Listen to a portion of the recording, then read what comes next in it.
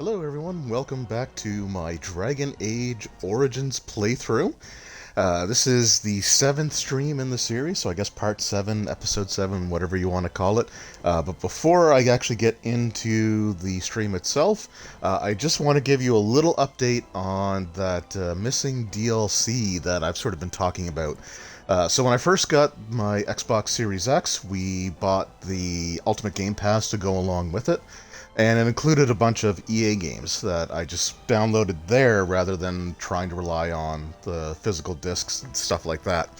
And Dragon Age Origins was like the very first one that I did.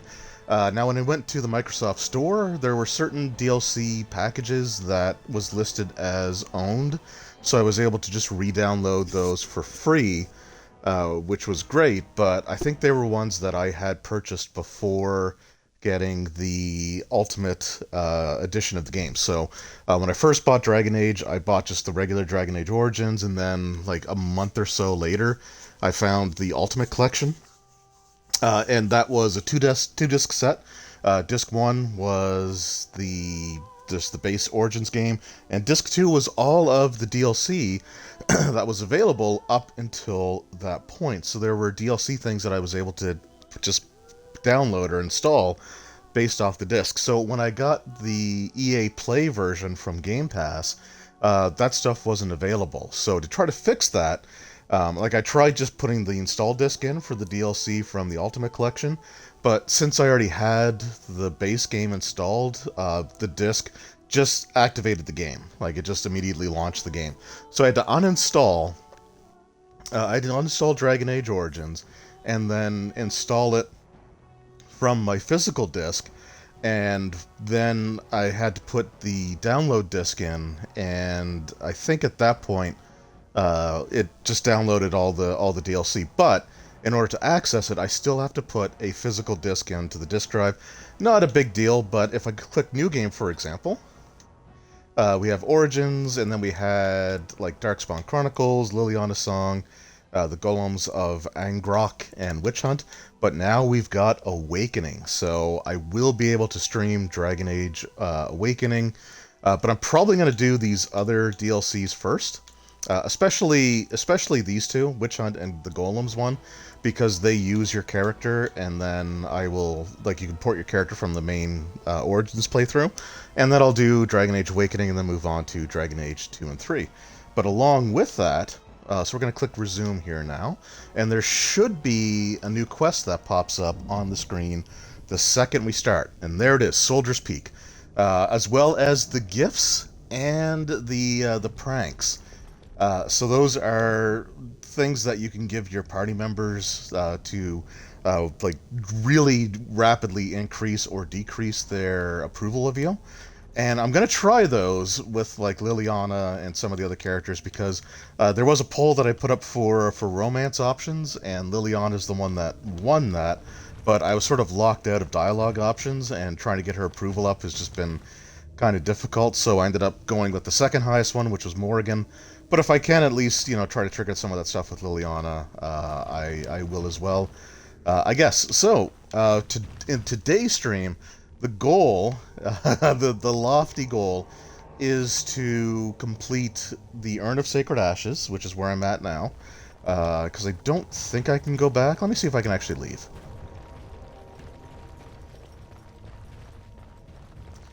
Because if I can leave, I might do Soldier's Peak first. Oh, and I can. Awesome. Alright, so we're going to go back to our party camp. Okay, so some missions there, I want to say there are some things where if you try to leave, then there'll be like this dialogue thing where they ask you what's going on and why you're leaving, and it feels kind of awkward. Like when you first enter Redcliffe, that's one of the things that can happen. So I didn't think I'd actually leave that because I've never tried it before. So we have a new individual here at our camp, Levi Dryden. So let's go ahead and talk to him and see what he has to You're say. a hard man to find. Where are my manners? The name is Levi Dryden. Did Duncan ever mention me? Levy of the Coins? Levy the Trader? It doesn't ring a bell, but I didn't actually know Duncan that long, Really? technically. He never told you of old Levy? We've known each other for years. But here I am carrying on while you have a blight to stop. Don't want to waste your Yeah, time. there's more You important see, things than your Duncan feelings. promised that together we'd look into something important for the Wardens. And for me. But poor Duncan's... well, no more. A tragedy it is, at that. But I know he would want his work carried on. His pledge fulfilled. Okie dokes. Yeah. My family... let's just get right to it. Our past a bit checkered, to see. Nobles look at us with disdain. My great-great-grandmother, Sophia Dryden, was the last Warden commander of Ferelden back when the Wardens were known as freeloaders. So King Arlan banished the Wardens, and he took House Dryden's land and titles. Guy sounds like a little bit of a prick. And then some. Not much is known about that time. After King Arlan died, there was a civil war, loads worse than this one. And our family was on the run, hunted by enemies, with nary a friend in the world. But Drydens are tough. We rebuilt, became merchants, and we never lost our pride. Oh, good for you. So what was the favor? My family reveres Sophia Dryden. We know she died at the old Grey Warden base, Soldier's Peak. We want evidence to clear her name. It won't restore our land or our titles, but it'll restore our honor. Okay. So what's stopping you from No one's going? been to Soldier's Peak since Arlen's days. At least none that's come back. I spent years mapping the maze of tunnels to the peak, and I found the way a few years back. So I went to Duncan, I did, and I said that he could reclaim the old base and my family could have its honor. Okay, I can pick my and... way through the tunnels at the base of Soldier's Peak, but the place, well, they say it's haunted, and it'll be dangerous for certain. Will you think on it, at least? I could use the experience, so yeah, let's do it. Upon you, Warden. I'll mark down the location on your map. When you arrive, we'll pick our way through the tunnels together. Alright, so we got that set up, and we can also check out some of these pranks Sure I can't interest you in this from hat? Bodon. Well, pranks and actual A gifts. cheese knife? I'm sure you'll be... Yeah, I'll be pleased with the discount, I know. Oh, we could sell these off, sell those off.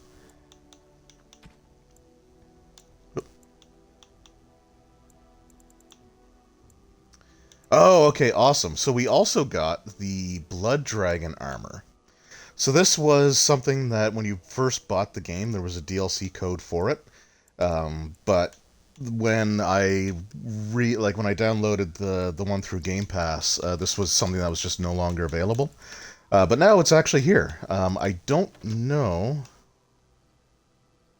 Yeah, it requires a really high strength, but we might eventually. I might actually eventually get that for Sten. He's usually the one that I put on that. Oh, okay. And so, yeah, alright. So these were also DLC items that you get by completing, like, I think it was like the Golems and Witch Hunt DLC things. So they weren't in my inventory before, but they are now. So let's check these out. Okay, yeah, no, we're not going to sell it. We're going to go with it. Okay, yeah, so the Sash of Forbidden Secrets really works well with the robes that I have, and it makes mages, like, super, super powerful to begin with, so that is awesome. But what we are looking for is here. So here we have our gifts and our pranks. So what we're going to do... alright. So you've got these, like, different gifts that belong to, like, different characters. So the Qunari Prayers of the Dead we're going to get, and these are free, they don't cost anything. We got a Pet Rock, Rare Artivan Brandy. Where's the Alistair Doll, the Fat Loot, the Grey Warden Hand Puppet, and then we are also going to get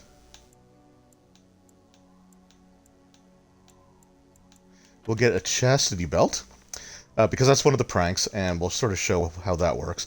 But there's also these here. So we got sugar cakes, lump of coal, thoughtful gift, and rotten onion.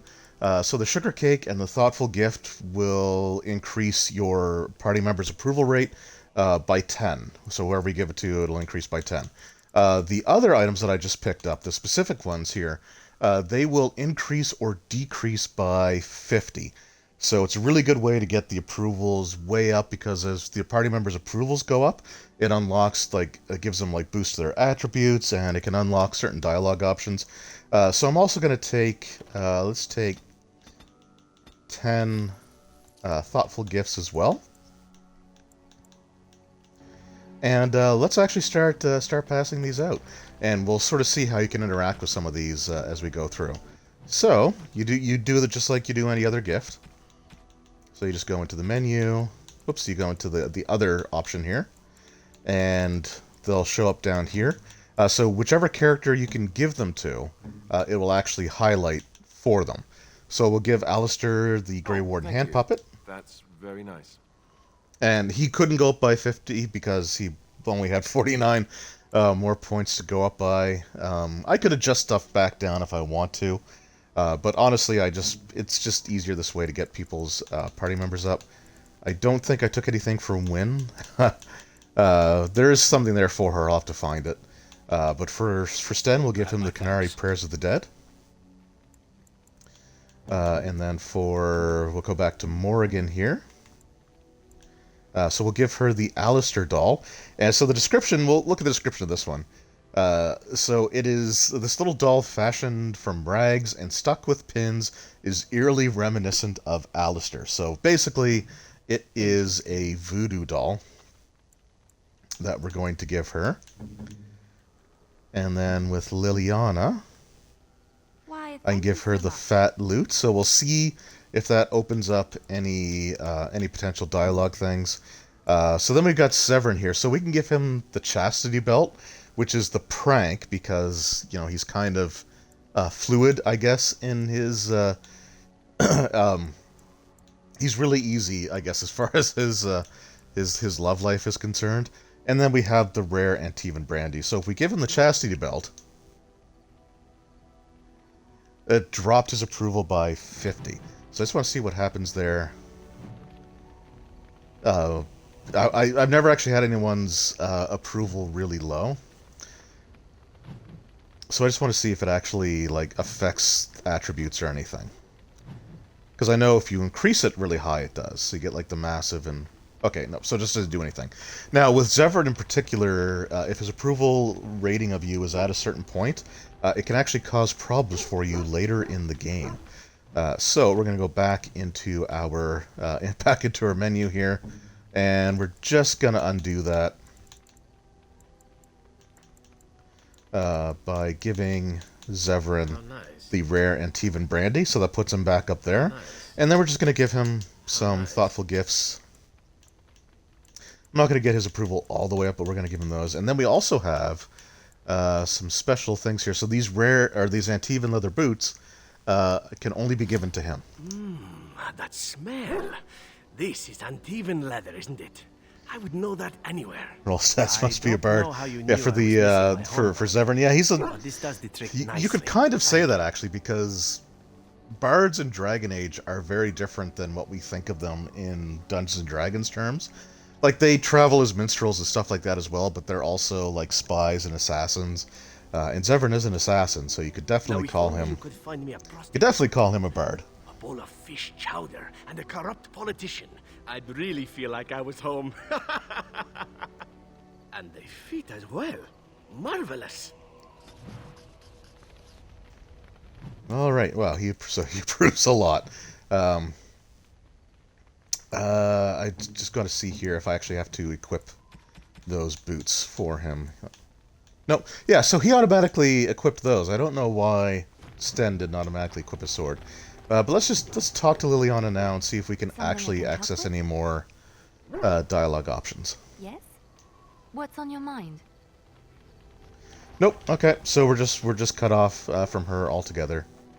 That kind of sucks. But let's go ahead and complete the Soldier's Peak. Also, I know I already responded to your comment, but hello, Rolstats. Thanks for joining. It's always great hanging out with you. So we need Morrigan, Yes. Alistair, Yes. and of course Shale. Well, except I didn't give Shale his gift, or their gift. And actually, I gotta put Stash of Forbidden Secrets on her. I'm gonna wear that. But Shale can have this pet rock, and you that I have got to go. I've got to go with that. And that, I believe...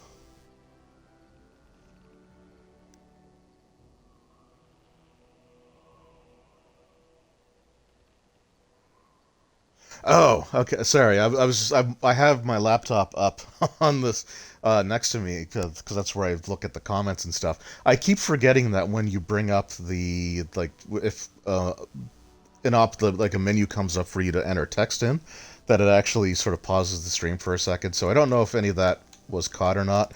But basically, the Shale's pet rock, you can name it, and the default name is Herbert, which is what we're going to go with. Let's actually talk to Shale for a second. Different? Different than what? Different than a statue? Different than a log? Should I talk in a monotone? Yes, Master, I exist to serve the Master. I shall kill for the Master and only for the Master.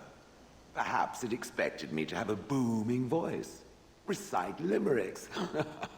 I can recite limericks, if it likes. Ooh.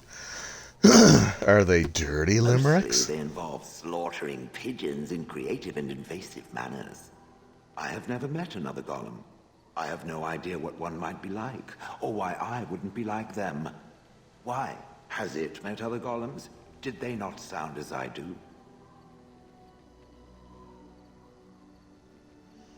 I'm just gonna say being different isn't so bad. It thinks I hang on its every word, waiting for approval. Someone named Shale needs a pet rock. Oh yeah. Like. So the other great thing about this is that you can have the characters interact with their gifts. Imagine the benefits. No need to eat or sleep or perform other functions. Walk underwater, crush the heads of every opponent. The possibilities are limitless. Barring the occasional 30 years or so of paralysis, there's little to compare. Now stop talking so much. The wagging of its moist little tongue is distracting. Yeah. I love that. Alright, and that actually got me 2 points of approval from Shale. Alright, so... I can't access the world map from here, even though I should be able to. I have to go into here. Alright, so now we have Soldier's Peak available. So what's great about Soldier's Peak is that once we're there and we complete this mission, it will unlock a storage chest. So there's certain items that I've been holding on to that I can't use quite yet because I don't have the stats for them. So having this storage box is going to come in super handy. It also unlocks a few new merchants with some new items that you can buy. And it also gives you another weapon that you can craft as well, with a really, kind of fun, interesting little cutscene that is definitely not a reference to a certain DC superhero, but we'll get there. Here we are, Soldier's Peak. Maker's breath. Look at the size of her. What a fortress. I told you the map would get us through the tunnels. You wouldn't believe me if I told you. Oh, come on, tell me. It came to me in my dreams. When I was a lad, I tried going through the tunnel by myself. Got horribly lost. But every now and again since, I've dreamt of it. Alright, let's just move on, shall we? I'll follow you from a distance. This place has the stench of death. I expect there's trouble up ahead. Soldier's Peak. Looks like it's seen better days. Better centuries, more like. Once the Wardens flourished, their ranks full, their caliber certain. Now they even accept people like you, Alistair. Hey! Yeah, I always loved the interactions. Alright, so, let's go to Morrigan here. And I think it's under potions? Right, so the gift I gave her of the Alistair doll... Oh, they all actually show up here on this Radal menu. That's cool. But I can only access the one for her, because I'm got her highlighted. So let's just click the Alistair doll and see what happens.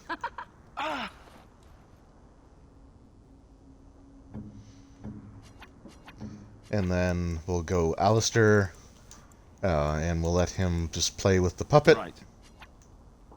Yes? That's delightful. And then finally, Shale. Why don't we say hello to Herbert? It just puts just a big giant rock down.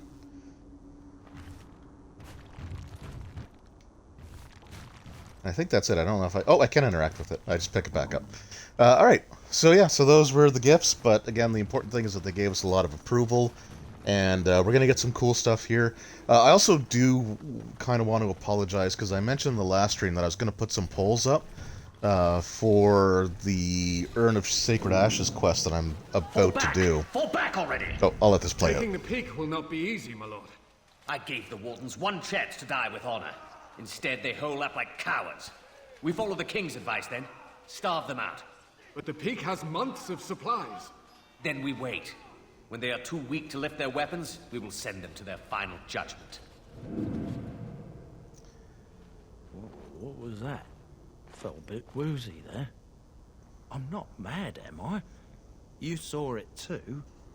I have no idea what you're talking about. How's that possible? This place truly is haunted. The Veil? Yeah, it's something that Demons? humans have to worry about. Thank Andraste you came, Warden. After you.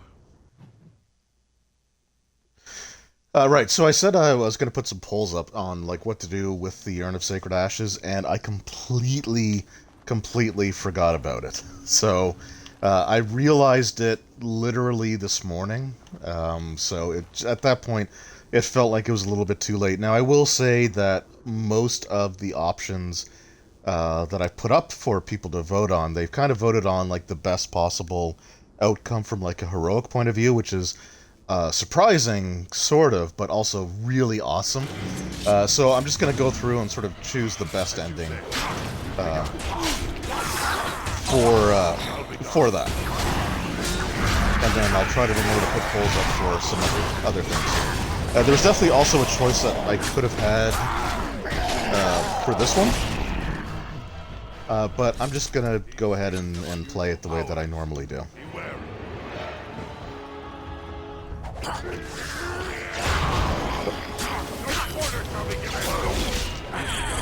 Put a bunch of undead here. And they will come in waves. I think there's another wave that we have to deal with here after this one.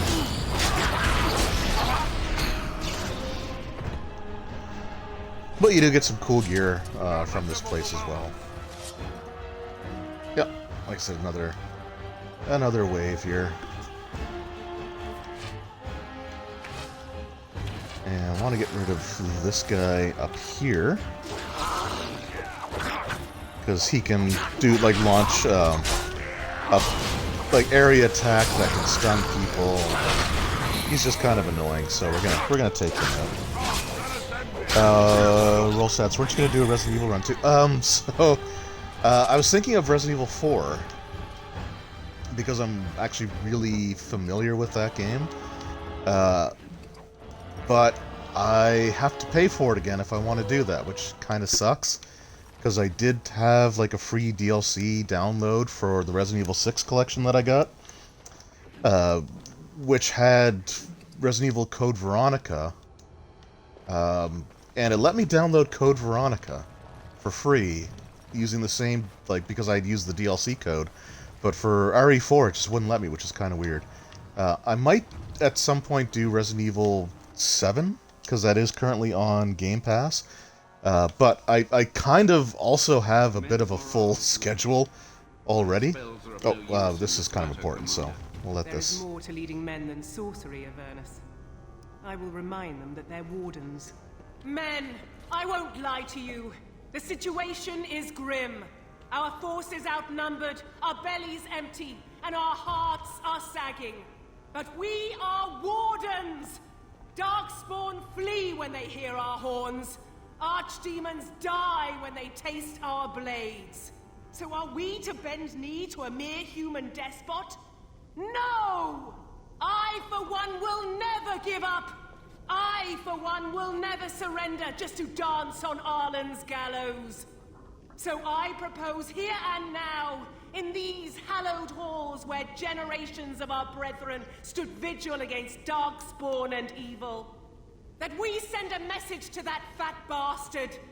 In this sacred place, proud men, strong men stood defiant, and would rather die than submit to tyranny. So brave, even when starving, and my great-great-grandmother stood with them. Yeah, sounds like King Arlen was kind of a jerk. Known of King Arlen. The War of Succession, so getting back to the Resident Evil things, I don't have them yet, but I really want to get the Resident Evil 2 and 3 remakes, because I've never played them. I've never played Resident Evil 3 at all.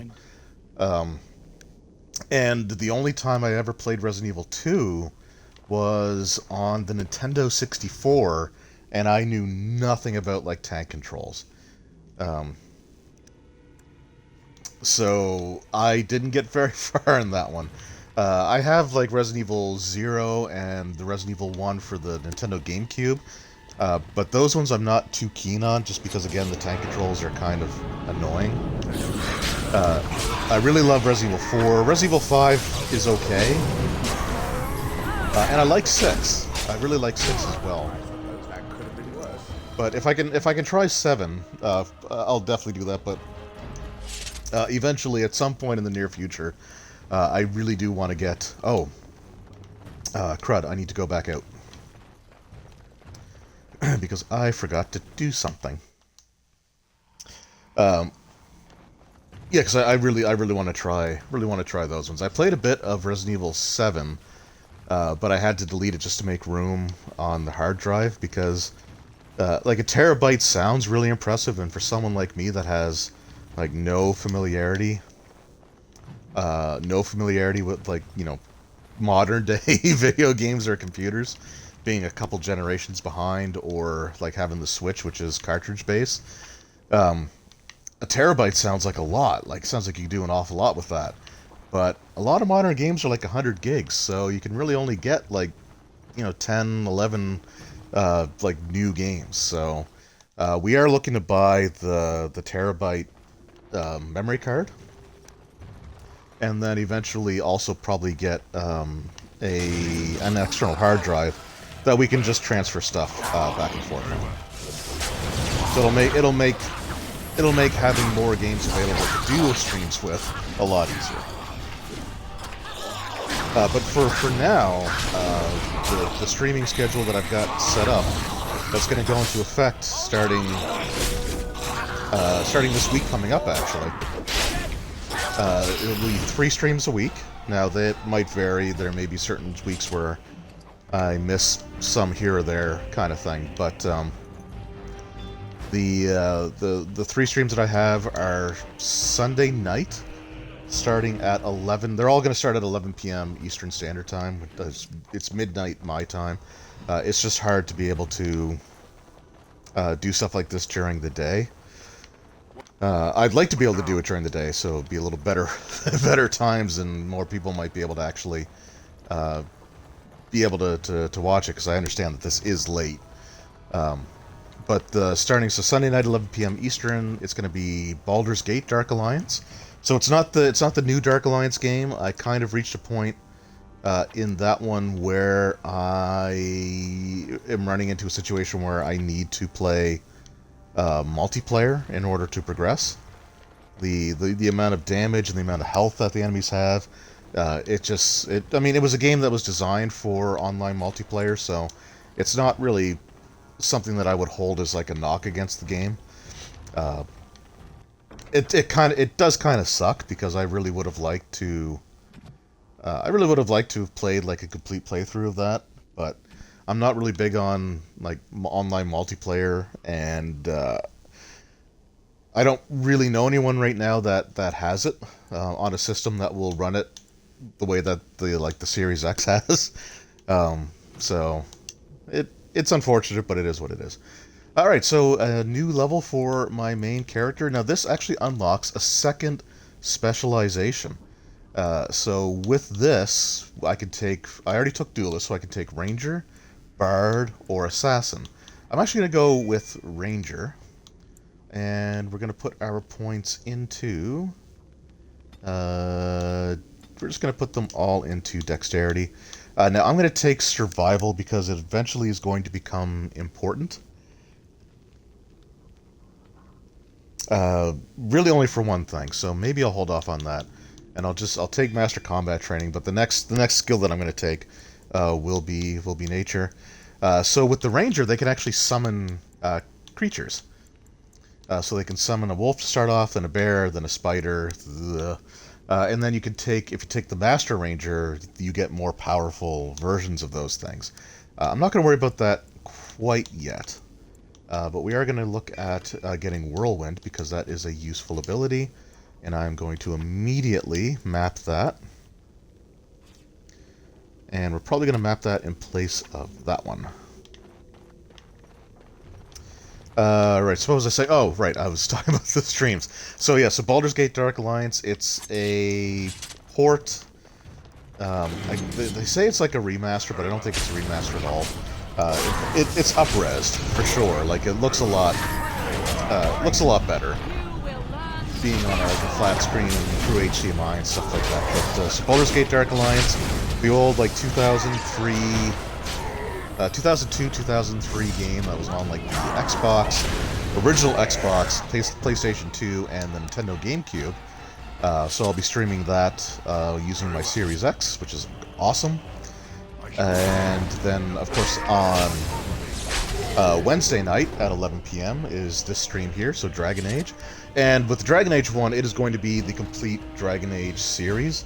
So Wednesdays are just going to be Dragon Age for a long time. We got Origins, then we have the DLCs with Origins, then we have the Awakening, then Dragon Age 2 with its DLCs, and then Dragon Age Inquisitions. I don't have any of the DLC for Inquisition. I'm probably just going to play the base game there. What I would love is to actually finish Inquisition around the time Dragon Age 4 comes out. We'll see when that happens, or if it comes out before then I can just move right on to that as well, which will be great to do. The truth must be told. What does it matter? We're dead. Our grand rebellion so close, and to die here a stillbirth. We never should have done it. Wardens aren't supposed to oppose kings and princes. Should we stand idly by? Uh-oh, Levy, you may be the victim of some revisionist history. What's this about a rebellion? If only the book weren't burned. Well, I mean, I think it kind of, like, rebellion's not subject to debate, right? It's pretty straightforward. We can only hope.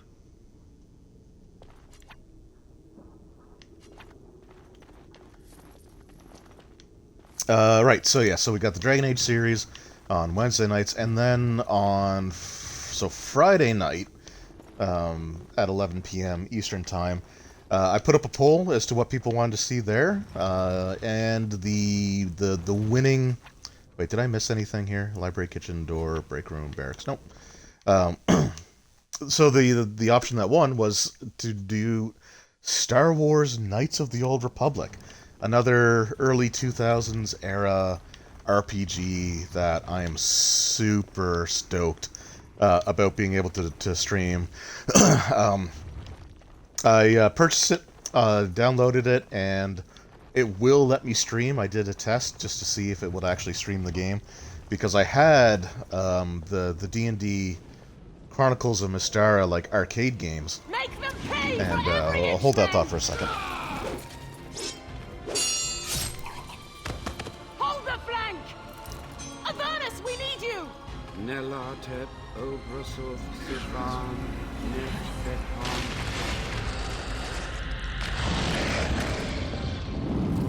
Andraste's blood! What? That man just straight up summoned a demon. This will end well. Press them! Press them now!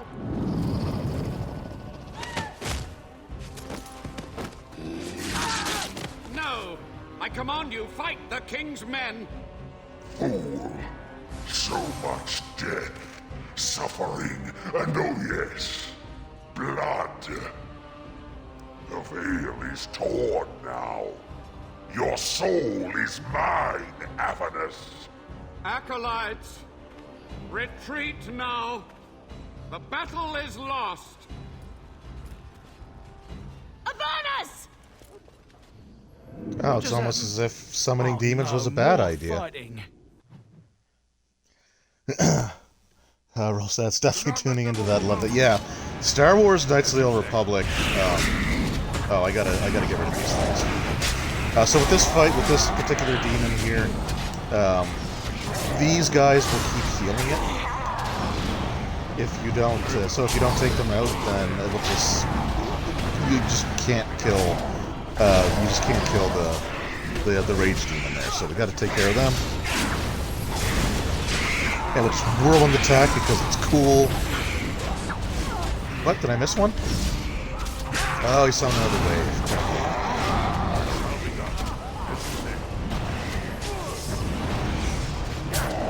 I think you gotta be quick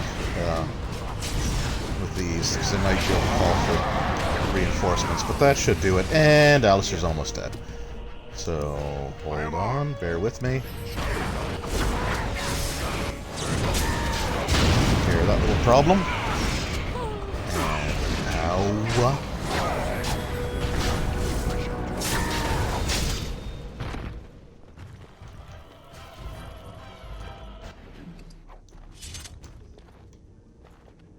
The Wardens summoned demons. Can't believe Yep, it. that's what we saw. She knew.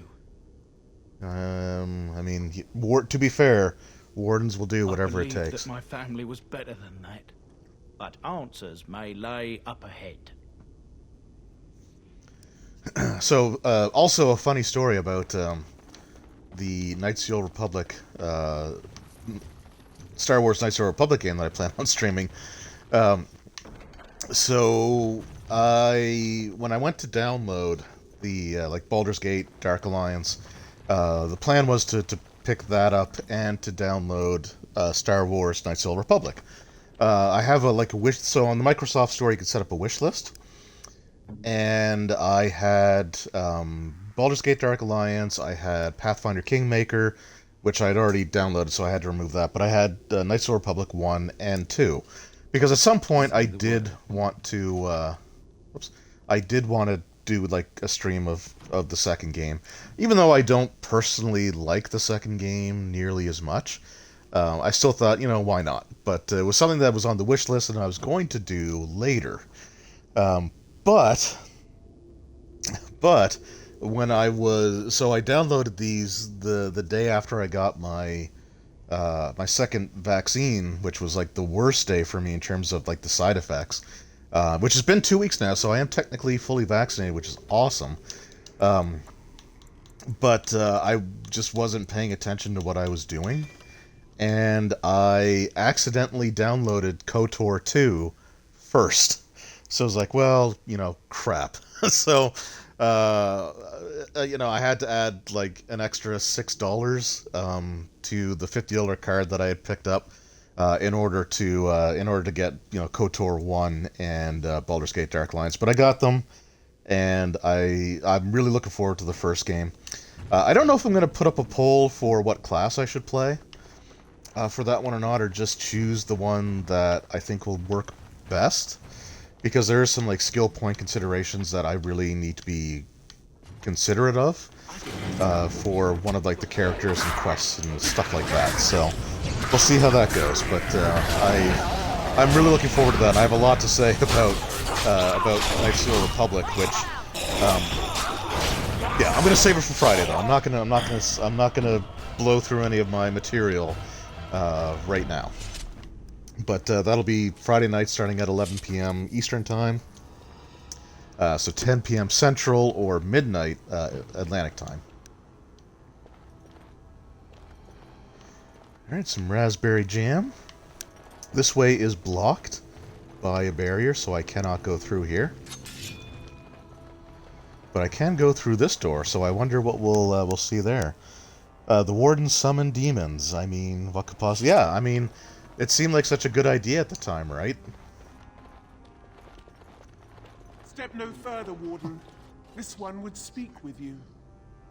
Oh, she's had better days. This one is the Dryden, Commander, Sophia. All these things. Grandmother? You have slain many of the demon ilk to get here. This one would propose a deal. I'm game. Levy, I'm afraid your great-great-grandmother is possessed. She's really let herself go. My great-great-grandmother is dead. I don't know what that is. This one has tasted her memories, seen her thoughts and hidden places. But she is food for this one. No more, no less. Yeah, that's fair. So why should I trust you? Woman child compared to your might. Strike me down if my terms offend. A fool this one would be to betray the Warden. Well, you've stroked my ego just enough. It Let's hear. that you would consort with demons. Are they not evil? The humans are capable of far greater evil than this one or its kind, Gollum. A deal with this one could advance your cause. The Soldier's Peak traps me. This one sees so many tantalizing places in the Dryden's memories. This one would see the world herself. For me to be free, into the Old Mage Tower you go and destroy. In return, this one seals the veil. No more demons. No more enemies. Your peak would be safe. Just let this one go into the world. Alright, so we've got some options here. I'll tell you what I normally do in a second, but we'll go through some of the dialogues. So the first thing we'll say is, I'm here on behalf of Levy. Tell me about Sophia Dryden. But will only talk after the tower lies broken. Before I make this deal... Alright, so... I don't know if my persuade is going to be high enough here.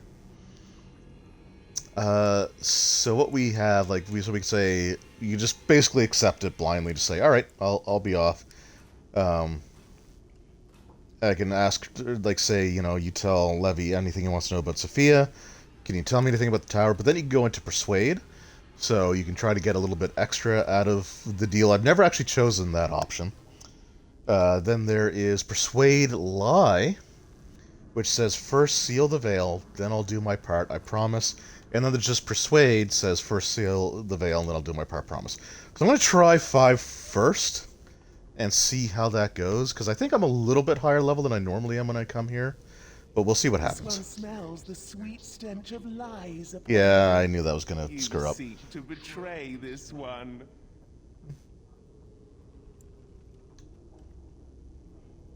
So I'm going to say, yes, fine, I'll do your errand, but you go first.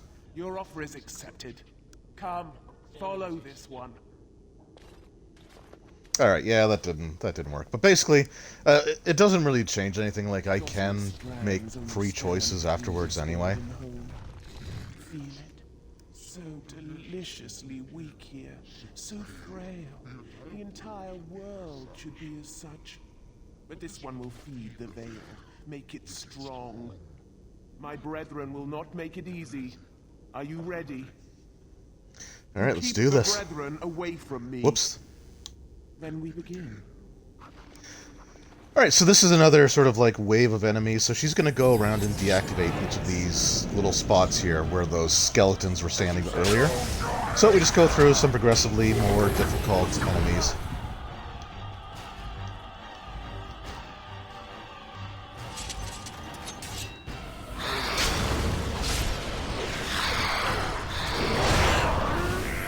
Oh, resisted. Oh, I guess they had resistance. I resisted something. That's good.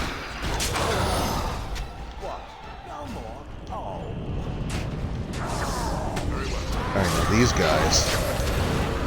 Well, they're just the regular versions, but they're more powerful versions of the Ash Wraiths that we're going to see later today that might be a bit more problematic. And a Desire Demon, because why not, right? That actually makes sense. I mean, Sophia, they desired power. So yeah, as I said, I'm a little bit higher level than I normally am when I come up here. So that, you know, would explain why that was so much easier. Your veil is strong. Now you go and do this one's bidding. Alright, you sure this will work? They will come, but they cannot sneak through like the thief at night. You rejoice. This one laments. Yes, go. Alright, alrighty then, I am off.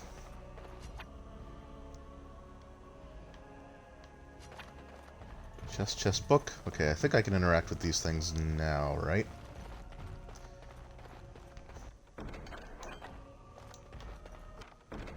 Task is finished.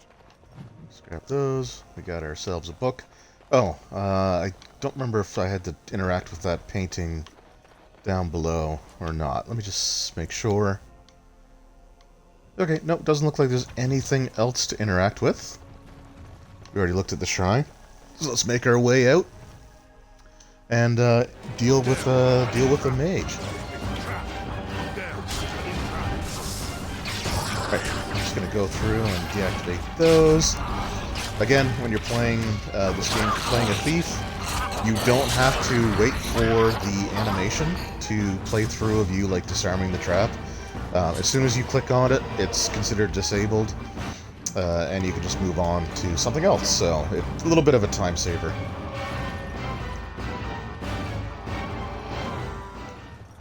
Alright, Avernus's Tower.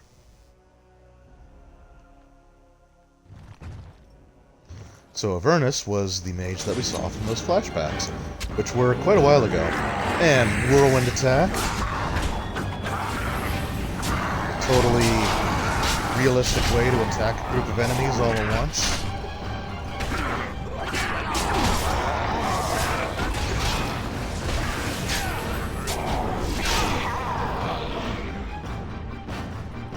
Hi, Levy.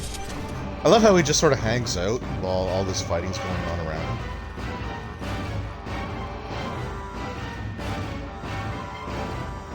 Okay, is the music gonna... There we go. Alright, so here we have something kind of interesting. So first we'll take the book. So those are notes basically of, you know, stuff that Avernus was up to. And these are ability notes. The subject I'll is let not this play responding through. to the stimuli. While I take a drink of Testing tea. the pain threshold has uncovered nothing. Only 3 subjects are left. Day 82. If only I could reproduce last night's extraordinary success. Electricity is only a catalyst. The blood is the key. Day 97. Energy and blood. Repeated applications have duplicated the results. I conjecture that success can be induced alchemically. But there are no more subjects left. If only I had 1 more, or a dozen. The things I could do. So he sounds incredibly well-rounded, right? Like, you know, probably a decent fella.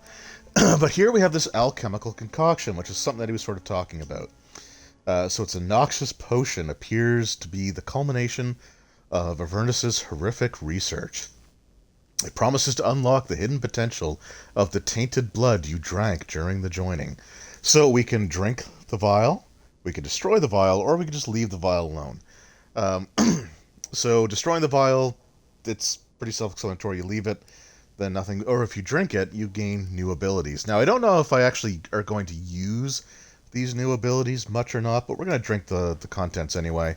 There's really no negative repercussions to doing this.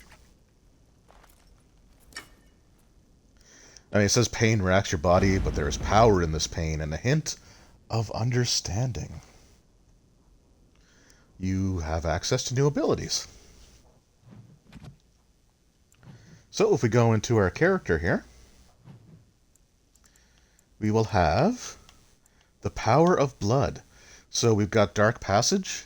So tapping to the power of the Tainted Blood makes the rogue more nimble, able to move more quickly while using stealth, and more likely to dodge a physical attack, and that is a passive ability, meaning I do not have to trigger it, it's just there, which is awesome. And then we have the Tainted Blade. The rogue's blood gushes forth, coating the edges of the weapons with a deadly taint. The character gains a bonus to damage determined by the Cunning attribute. This bonus suffers continuously depleting health in return. So I might use that in a pinch, but the passive one is great. I want to say the fighter maybe. One of them, I think both of their abilities are passive, which is ideal, but anyway. This must be the mage she was talking about. Ah, I was expecting someone. Who was totally not a necromancer. Please, come in.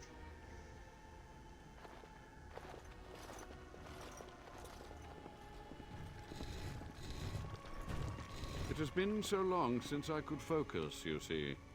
But the rip in the veil has been mended. You're welcome. Yeah, we Only saw you from the just. visions. I have only a short time left.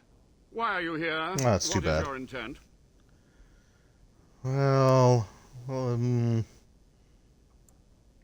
But the Magus is a I'm warden debating. as well. Is he not an ally? Your golem is astute. You should be helping me, not issuing idle threats. Since the fall of the Soldiers' Keep, my every breath was dedicated to keeping the veil from being torn completely open. And this is I suppose you want a medal for that, huh? Get. Yep. Alright, so... I want the see Grey nothing Warden that could base. stop you now. Certainly not myself. How do you propose I deal with you then? With the veil mended, I would seek to continue my experiments in peace. Perhaps I could advance the Warden's knowledge one last time before age claims me.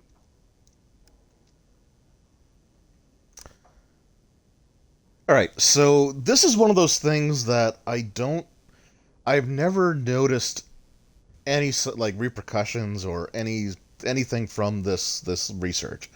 So you can either kill Avernus, and obviously there won't be any breakthroughs in his research. You could just let him experiment in any way that he sees fit. Or you could say, no more dark research, find humane ways to help the Wardens. Which is what I normally do, and it's probably what I'm going to do here today, but I've done all of the different options. I don't think I've ever actually cast him out of the Wardens. I'm not gonna do that, though. But I don't think there's ever been, any direct impact on the rest of the game.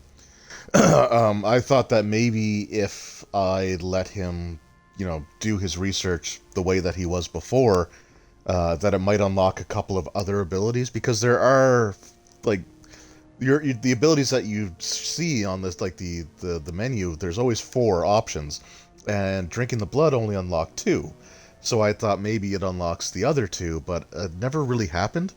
And once we leave here, I don't think you can ever actually come back into the tower to speak with Avernus. I don't know if it carries over to Awakening or not.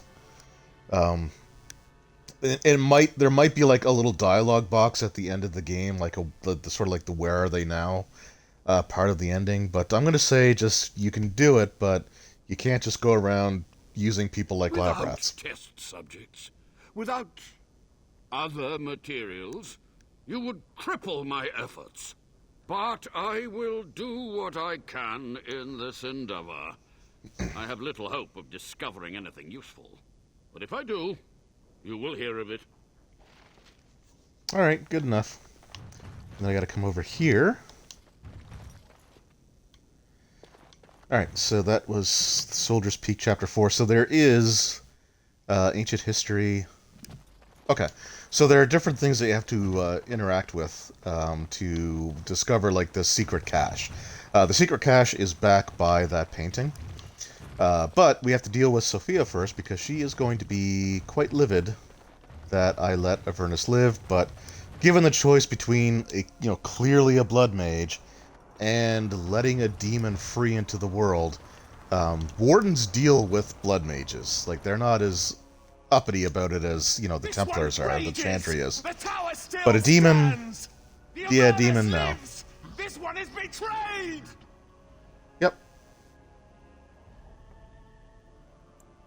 Never! Yeah, we're just gonna kill you. I'm gonna kill you with the whirlwind attack. Ugh! Okay, I didn't kill her, but I still hit her with it. Alright.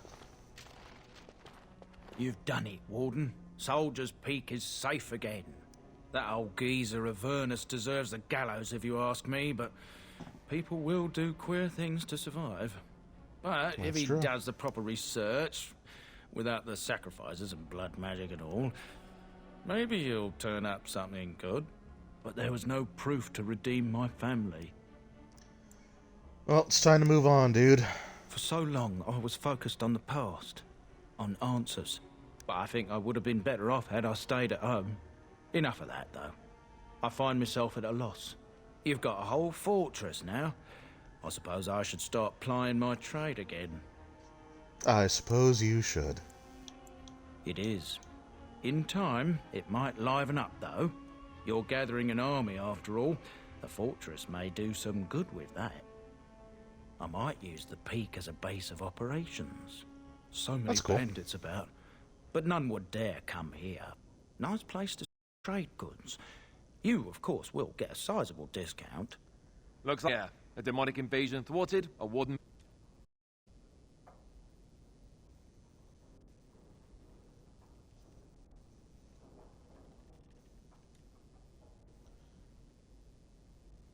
Disconnected from... Not too worried about Xbox Live. But I just want to make sure that I am still streaming.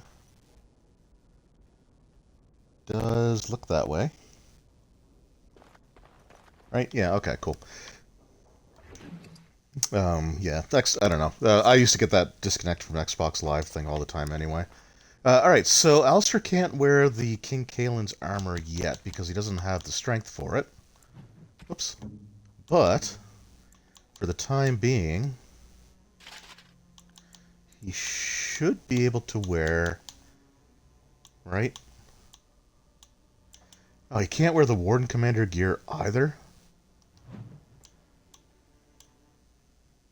Alright, well, whatever. I can put that in storage, and eventually I can get characters to wear some of this stuff. Alright, so here's the portrait. We interact with that. And we recite the Grey Warden Oath, and this little treasure chest pops out. And we just have some stuff in here. The belt, I think, is the best thing that's in here. Not necessarily for me, but it is good to have, so we're going to take all that stuff. And we're going to peace out. We're going to peace out.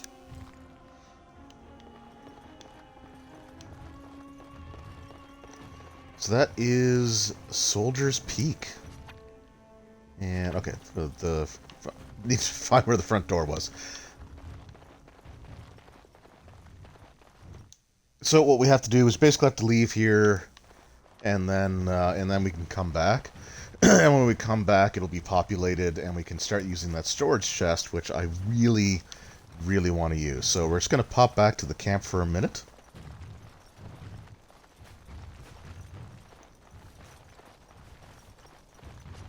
I can't access it through here. So we're just gonna hit the world map, and then we'll go back to party camp.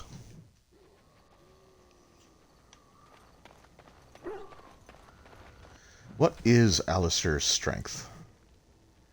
I know I was focusing on his dex for a while because many of his class abilities require, like his sword and shield requires dex. He is 1 point.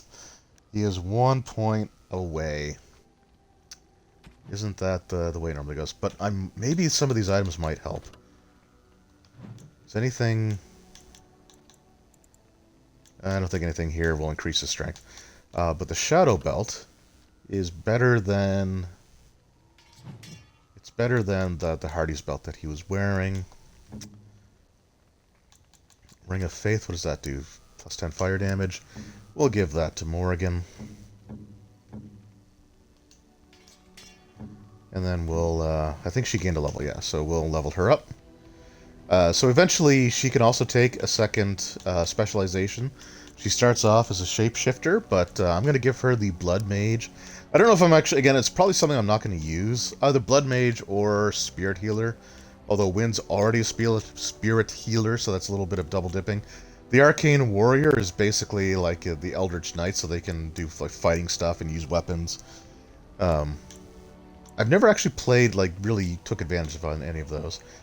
But let's just go Magic, Willpower.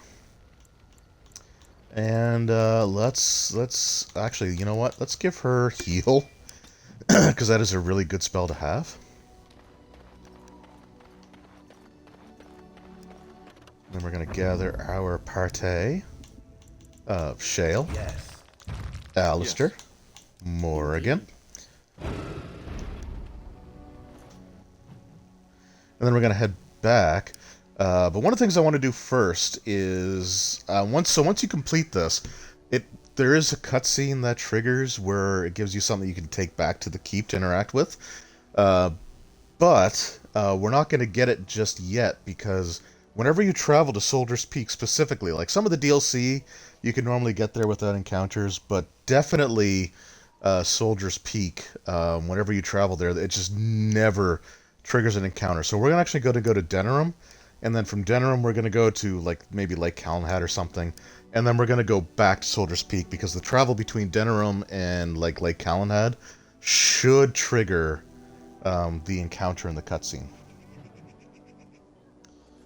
Rolstat, so Necromancer must not be available, huh? I mean, not that you are. Yeah, definitely not a Necromancer, and that is a reference to an old school Essentials game that Rollstats and I are both a part of, where I am totally not playing a Necromancer until I get the option to actually take Necromancy spells. But got to find ways to sort of depict them in a way that's clearly not Necromancy.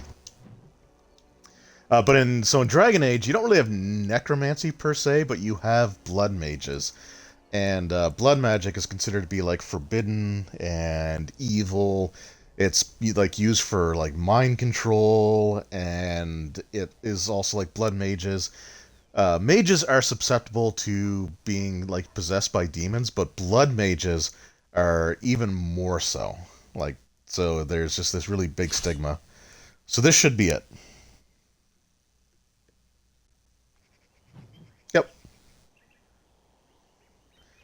How did a child survive that? The crater is still smoking. It's a boy. 5 fingers, 5 toes. That's all that matters to me. The Maker has answered our prayers. Let's go home, Marta, and raise the Tyke as our own. So yeah, that's definitely a reference to something, right? Marta instead of Martha. But here we have a pile of ore from this meteorite that crash landed, that also brought some sort of child that, again, we'll never actually see again. Blood magic, yeah, sure. Why would there be? Yeah, I don't know. I don't know why there would be a stigma around something called blood magic. It sounds perfectly normal, right?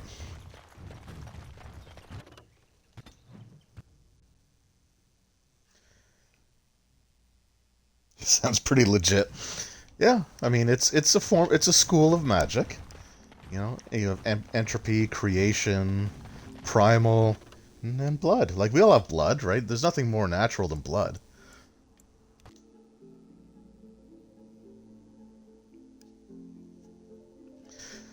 So I gotta check Kaelin's armor too and see what the strength requirement is for that.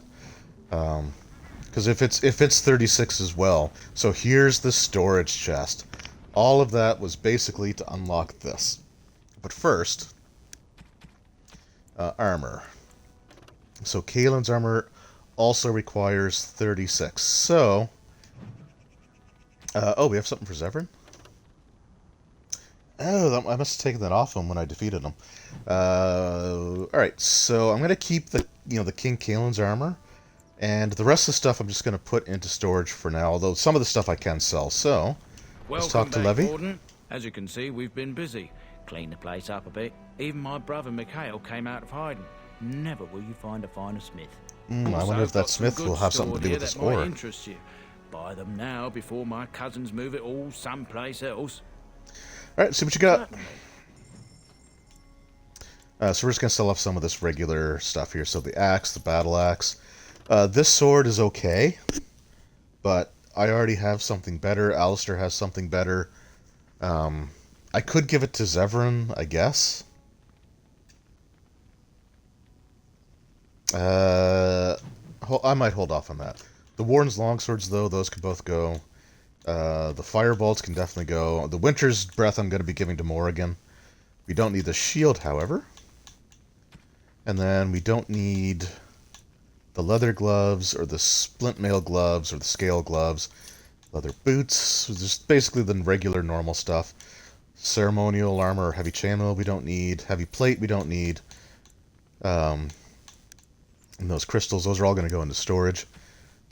Nothing there, nothing there. What does this guy have for potions? We'll buy those. We'll buy those. We'll hold off on the potent ones for now. Got some crafting stuff, which is cool, and some runes, which are also pretty decent, but I'm not going to worry about those too much right now either. I guess we don't have anything there to sell off either. Okay, so the storage. I don't think the storage actually has a limit on what you can put in there, but it's broken down into the different categories. So for weapons, we're just going to put those in there, that in there, and we're just going to put all of those in there for now.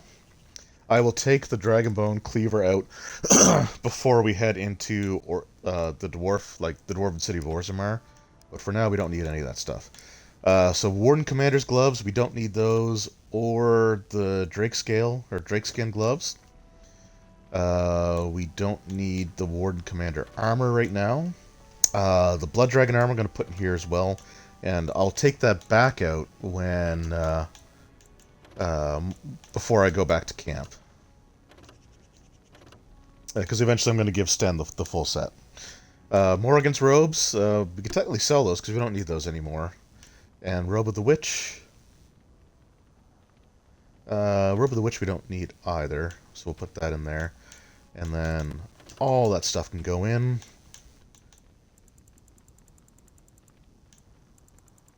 The key to the key to Zevran's chastity belt. Alright, in you go. Oh, I guess he's technically wearing that, isn't he? That's funny. Okay, so these elixirs themselves and stuff like that, I'm gonna sell those off. All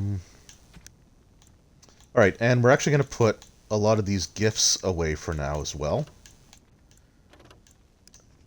Actually, what's the locket?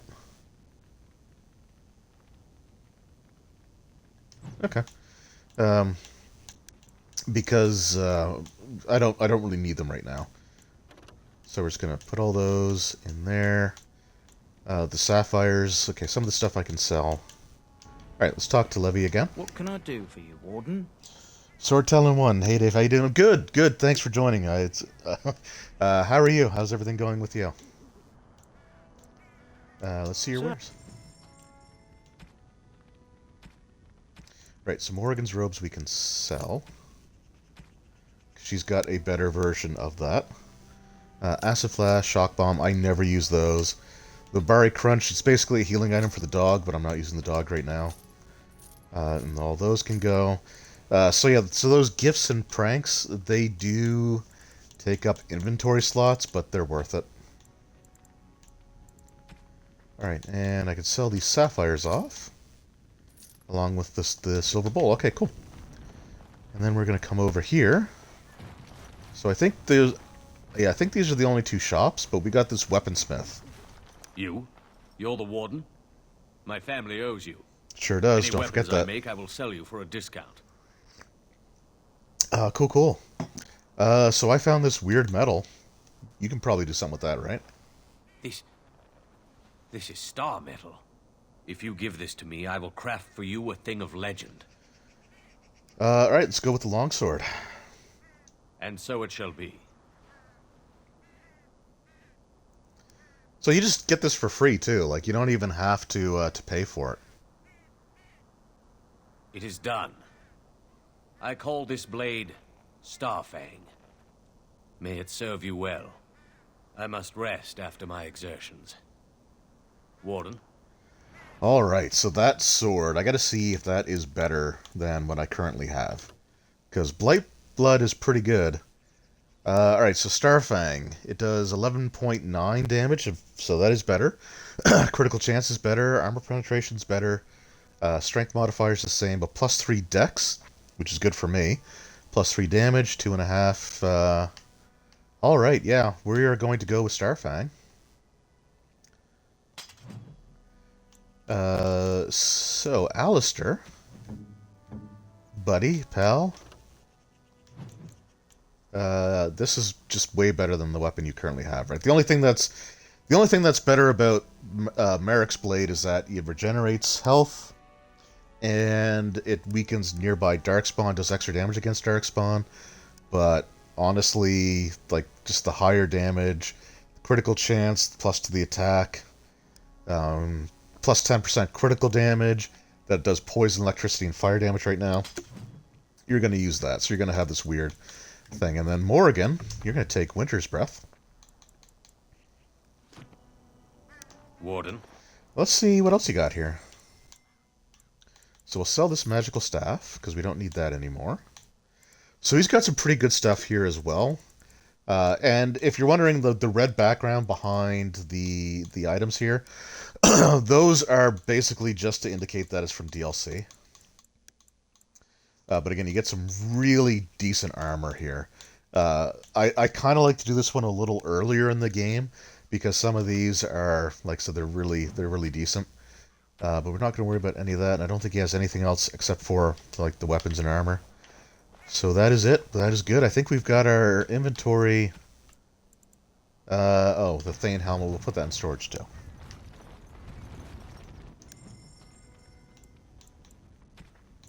And then we can go back to... do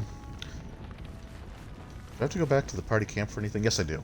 I need to enchant my weapon. So, actually, since I've got some money here... What can I do for you, Ward? Let's see your wares again, because I think you had some pretty decent weapon runes. Grandmaster Frost, that's really good. Yeah, let's take it.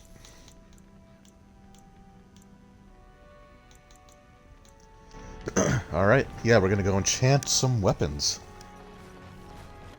And the world map is much closer to the camp now, which is also very helpful.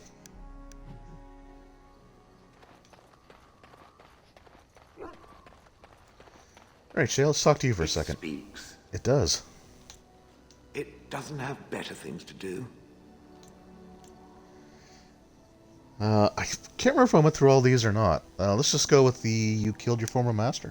Did I not already tell it that I do not remember doing such? I remember having a master. Okay, I definitely did that dialogue option.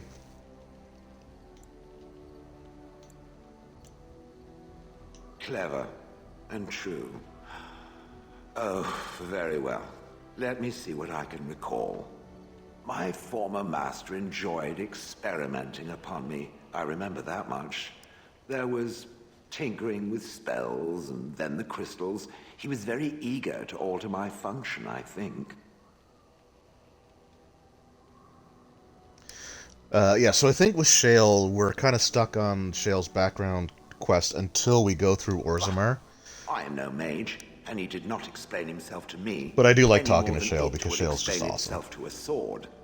He possessed my control rod, and back then I it would have want to prevented say me from that doing in anything the he did Faces not of command me Thedas to, book no for matter the how Dragon I Age might have role-playing wished game, to. So I what want to happened? say that, like, I am Shale not... He was I can't remember if experimenting, Shale's and actually included nothing. in that book or not. I don't think Shale is, though, which kind of sucks. Oh ho ho. and then he was gone. I was standing where I was. Because like Shale's one of the best characters. I've said that several times before, and now that I'm going to be doing a Knights of the Old Republic playthrough for sure, we'll get to see the other super great character that is in the same kind of classification here. I mean, you want to kill your master, though, right? Oh, yes. Yes, yes, yes. Very much so. For so many years, I'd had to leap to that little toadstool's every command.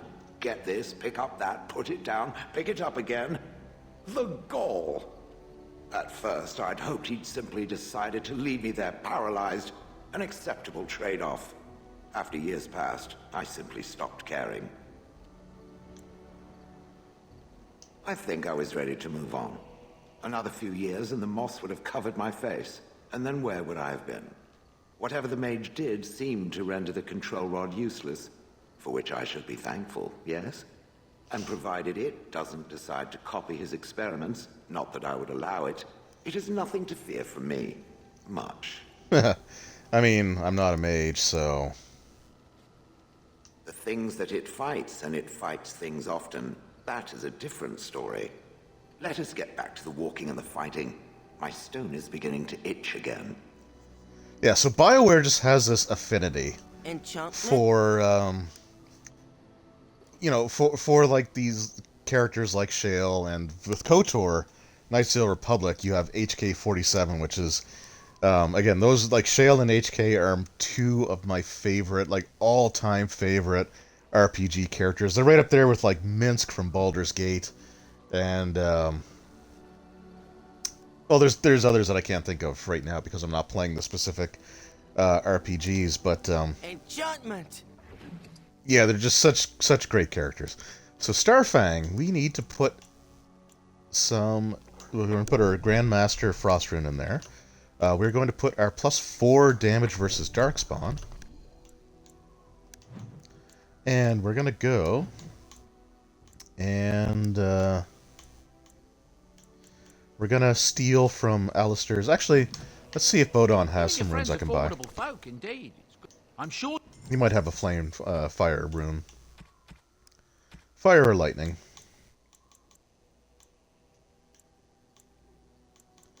Grandmaster Lightning. Okay, so he doesn't have fire. He does have the lightning one though. Grandmaster's kind of expensive. I'm gonna go with just the master one, and we'll put that in there as well. he can. Whoops. And there you. Oh, I shouldn't have skipped that. Hold on. Enchantment. Sandal's awesome. Ah, crap! That dialogue option's not there anymore. Oh well. Enchantment. The Fetics are in the Faces of Thetis book though, which is great, because they are such great characters. In the Dragon Age game that I'm running, which it's going to be on a little bit of a hiatus. One of the players just has stuff that's going to sort of keep him away from the gaming table for about a month.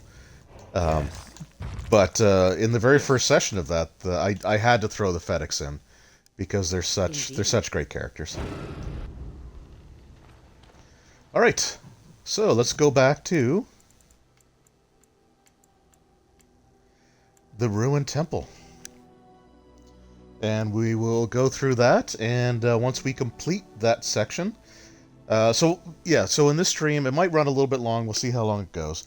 But I want to go through the entire Ruined Temple to get to get some of the Sacred Ashes, and we're going to take those back to Redcliffe to give them to the Arl, because that's the whole point of us being here in the first place. And that's where we're going to call it for this one. So we still got quite a bit of stuff to go through. But I'm really glad that I was able to get that storage box and get this really cool looking sword. With its cold damage and electricity damage and extra damage versus Darkspawn, although we're not fighting Darkspawn here. We're just going to fight a whole bunch of undead. Oh, and cultists, so humans. As you say, shall be done. Oh, my momentum thing is no longer on. Strange. take care of that. Shall be done. Finally, we get to the good part. As you say.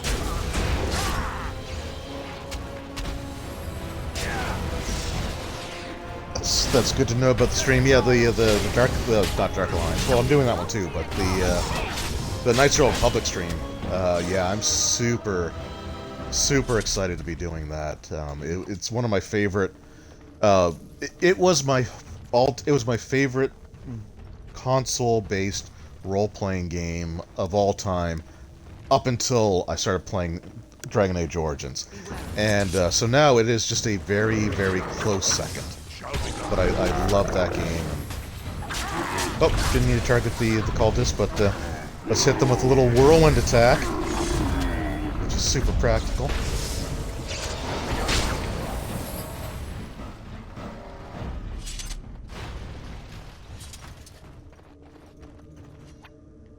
Alright, I need to find what I can interact with in here. So I know I say this every stream, but each of these could be the first time someone's watching. On at least the Xbox version of the game, if you bring up the radial menu by pulling the left trigger, it will highlight everything that you can interact with in a certain radius. So I just check that periodically to see. So right now I can see things like a book, dusty scrolls, an ornate chest, and doors I can interact with. But they may be on a different level. Because right here I think it's only that. And here, that's a dead end. Oh wait, this way. Alright, so a trap, like I said again, there is an animation that plays out. So I was going to let it play out, but then these guys started attacking. And these guys are just asking for a oh, hold on. Just asking for a whirlwind. And a decapitation. Via whirlwind. Alright, yeah, there's a lot of stuff here, a lot of enemies, so we're just gonna go through, but there's a gosh dang mage right there. And he is another one of those, like, misdirection hex guys. I know I've said that several times before, and I think I've only been hit with the spell once. This section, with these cultists, it is the part of the game where that spell will get used the most. As you say. Oh, crap. Morrigan dropped. I was paying attention. Gosh, dang. Alright, well, that's fine. We've got entry kits. For reasons.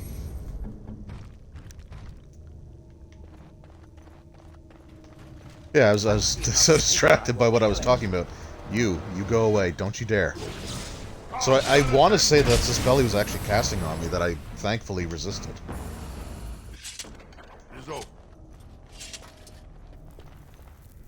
Alright, I don't know if he's going to give me anything or not, but let's go around and do some good old-fashioned looting.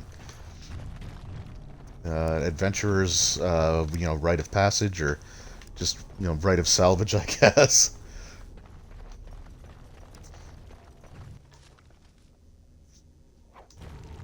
I want to say that there are ancient scrolls here somewhere.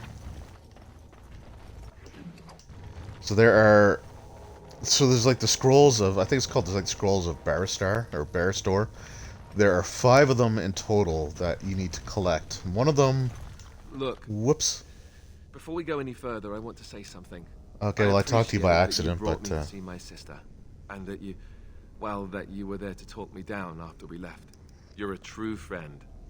I just wanted to tell you that. Aw, Alistair.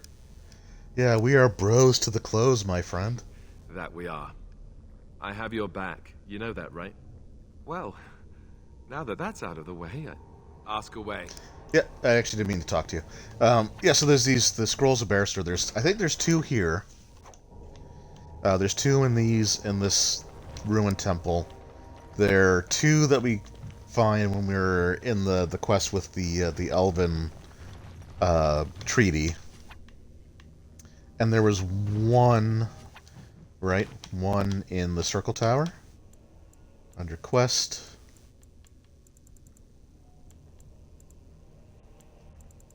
Yeah, okay, no, we got 2. Okay, so there's only 1 here. Alright. Cool.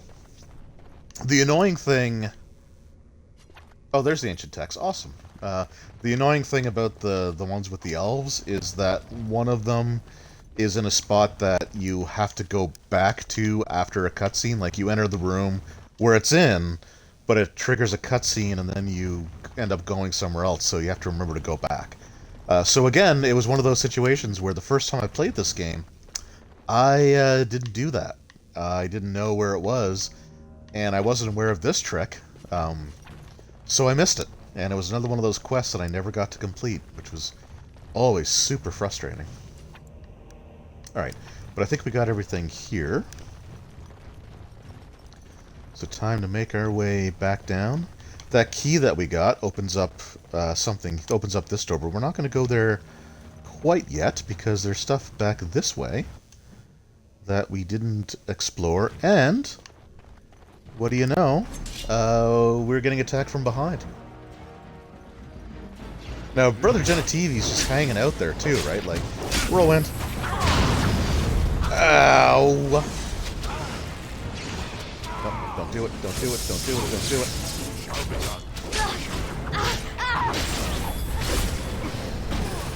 And Alistair's about to drop, but I think we're okay. Yeah. Yeah, so it's just another one of those quests that I never completed, and I always hate those. I've still never completed the one involving the love letters. More enemies ahead! Hi, guys. Oh, Whirlwind's not recharged. We'll just do that.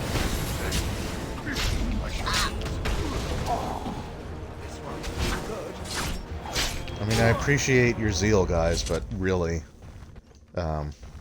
you're just really super outnumbered there.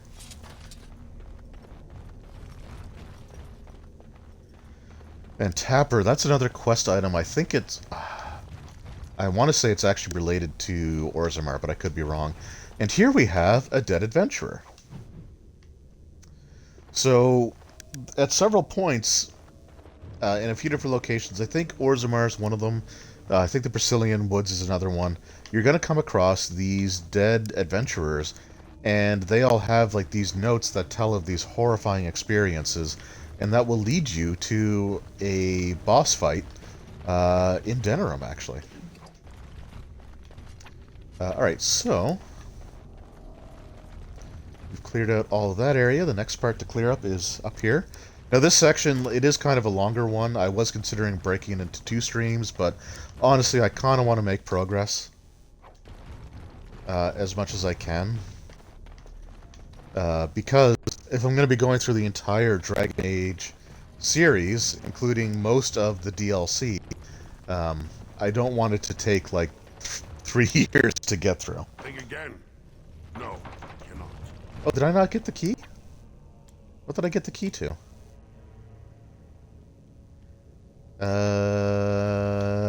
Excuse me. Quest items. Oh, Southeast Chamber.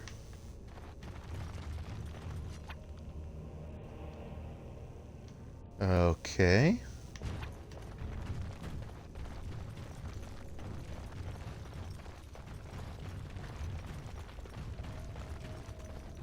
So this one.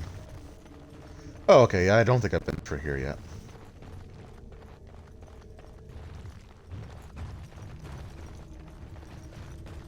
Okay, there we go. That's the key that I used. Is this one of those things? Yeah, so it's... I am done. So, I mean, I do love this game, and I do enjoy this section of it as well. But that felt like just padding. Like, you literally had to find a key to unlock a door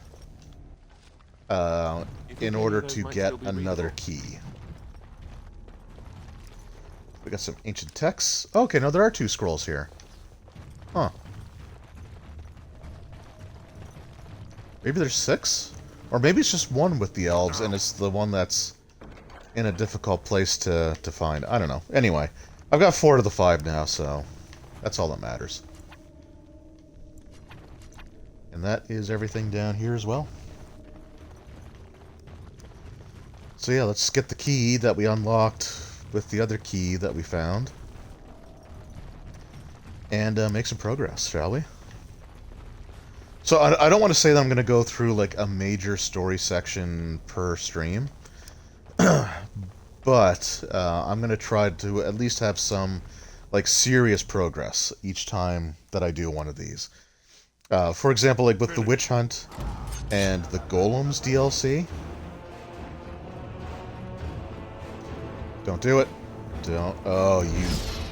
That was Misdirection Hex, wasn't it? Yep.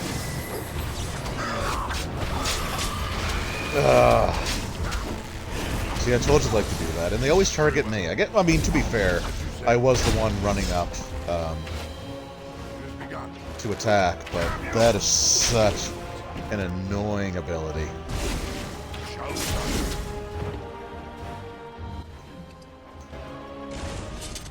That is such an annoying ability. Because what Misdirection Hex does is it turns every regular hit into a miss, and then any critical hit that you score just turns into a regular hit. And since criticals are much rarer, it means that for most of the time that the spell is affecting you, you're just missing, and it's super annoying. And like I said, these mages in particular, there's other mages throughout the game that like to use it, but these ones in particular. Alright, hold on. Yep. It's a trap.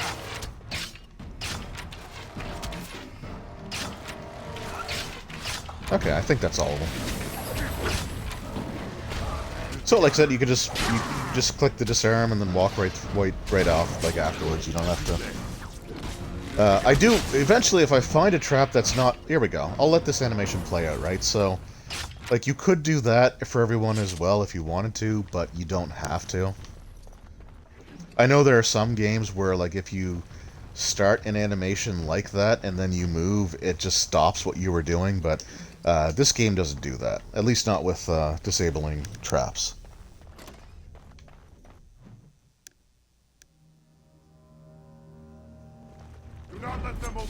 Alright, so another Ash Wraith. We fought one of these in Warden's Keep, but this is one of the elite ones because his name is in yellow.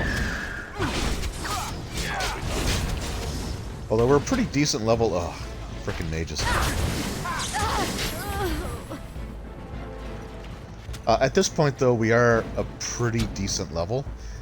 There is an optional fight that we can also do in this section of the game. Dang, Alistair. You need to calm down, buddy. Yeah, there's an optional encounter here. That is like a major boss fight. That we're gonna try. We are going to attempt.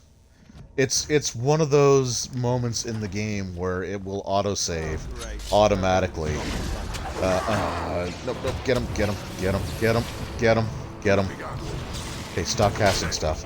So I just resisted like two different spells there, so Misdirection Hex was definitely one of them because it always is. And I don't know what the other one was. It probably wasn't as annoying as Misdirection Hex.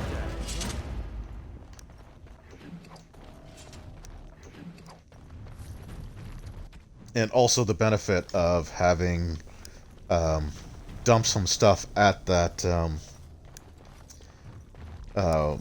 Warden's Keep makes it so... okay. I don't mind that one as much. The mages that do elemental attacks, they're fine. They're annoying too, but like for different reasons. Another down.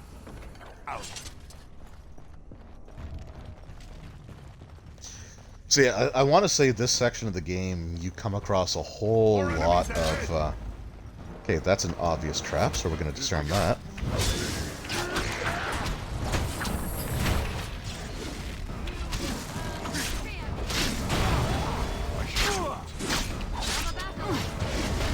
Alright.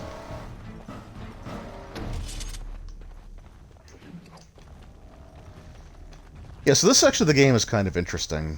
You learn a lot about the history of Andraste, or you can if you put the time into it. Rolstat's got an early call tomorrow. No, I understand, man. I really appreciate you hanging out for as long as you did. Look forward to, yeah, so the next D&D 3.5 session. Looking forward to it too, man. Have a good night, and I'll see you then. Always great, chatting with you. Really appreciate you hanging out. Enemies approaching. Alright, any of these guys mages? Mage. Nope. And whirlwind. Very well. I shall.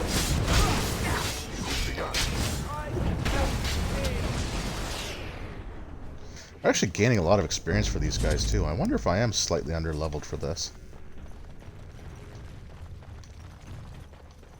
It's been a while since the last time I played, so I honestly can't remember if I do this after, because like the normal sequence of events would be to do like the Red Cliff, Circle Tower, and then like the Elven Treaty, and then to do the one with Orzammar, but I can't remember where I throw this one in there. You get out of here.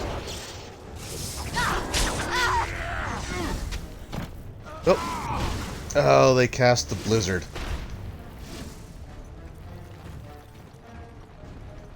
Wow.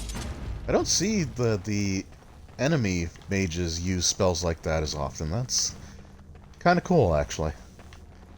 Again, I'd rather stuff like that than misdirection.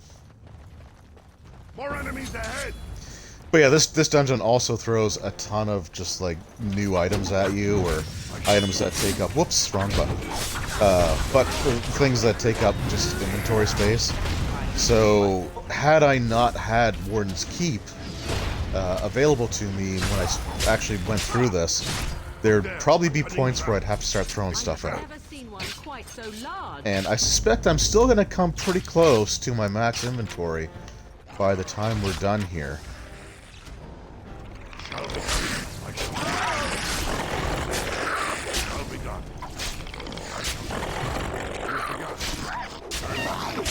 I'm sure of that. Yeah, so funny enough, like I have the guidebooks for Dragon Age 2 and Dragon Age Inquisition. I bought those the same day that I bought the games, which I bought both of those games on release date as well, which is kind of cool, because the store that I got them from, EB Games, which is just the Canadian version of GameStop. And in fact, actually, from what I heard, I believe they're going to start changing the name from EB Games here in Canada to GameStop, so that the company just has the same name all throughout North America. But I was able to buy the guides for both of those. I never did get the guide for Origins, but I'm sure they had like a recommended order. The one thing, though, that I will say is this game does scale things based on the level that you are, or like the level range that you're at when you go to them. So you really could tackle these things in any order that you want to. One of the best ways to sort of really see that in action are some of the companion characters that you can get. Like, so the dwarf in Orzammar, his gear loadout will be different based off of the level that you're at when you go there. I just gotta take a quick drink of tea here. Just give me one moment. We had EB Games here too. GameStop bought them out. Yeah. So it's all the same company, but they stuck with the EB Games name here in Canada, especially Nova Scotia. They I don't know of a single GameStop. I think in places like Toronto they might have like a GameStop instead of EB Games, but for the most part, the one I'm familiar with it is EB Games, which gets kind of annoying because there's been some don't do it. Okay. Because there's been like some stuff that's considered like GameStop exclusive that we haven't been able to really get in the stores here, at least in Nova Scotia. The one that annoyed me the most was the and I'm not a collector of like stupid misdirection hacks. God damn it. I'm not a huge fan of like the Funko Pops or stuff like that. I've got 3. I have 3 in my collection. One's like the Alien Queen, because that's a cool looking one, and I love aliens. And then I have Minsk and Boo and the Mind Flayer. But they had the 2-pack of Drizzt and Guinevere as a GameStop exclusive. And I went into the EB Games store here, and I live in like the capital city of our province, so if anyone's going to have it, it's probably going to be them. Oh, I found a trap. I got to deactivate that. So that's experience points for me. So I went in there and asked, like, are you guys going to be getting these in? And they said it's GameStop exclusive, but they couldn't order it themselves. So they speculated that it was just going to be like in the States.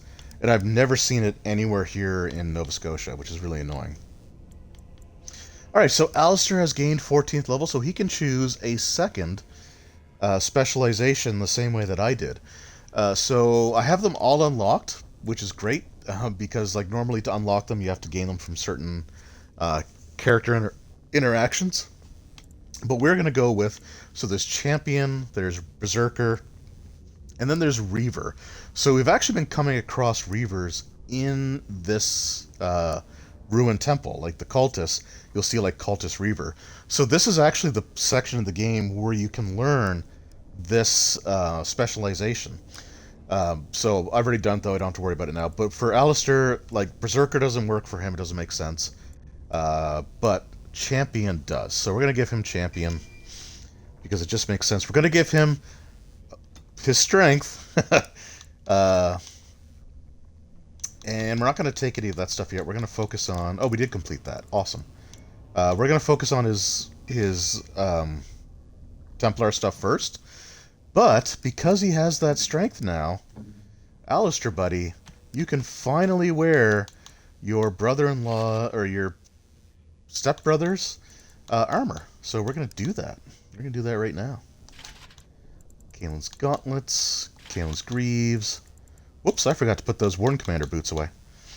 And the breastplate. So he is now wearing Kaelin's armor, the full set. He's using the shield. Yeah, he's using the shield. We do have Marek's blade as well, but the Blightblood is just a better sword all along. But there we go. Alistair wearing the King's armor. I'm sure that doesn't foreshadow anything. A couple of comments here.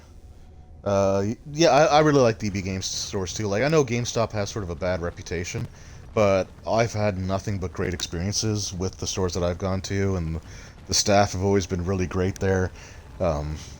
I don't know, it seems like a decent place as far as I'm concerned. I have to ask son-in-law, can't remember which one he went to. Yeah, like I said, I think some of the larger provinces, especially the cities in the larger provinces, I want to say that they have... Okay, I just want to make sure I didn't miss anything. I want to say that they may have some actual GameStops, but I could be wrong there too. It's been a while since I've been at a... Oh, crap, mages. No. Excuse me. Don't. Stop it. Okay, I don't mind you freezing me, because that doesn't last as long. And then we'll whirlwind these dragon wings.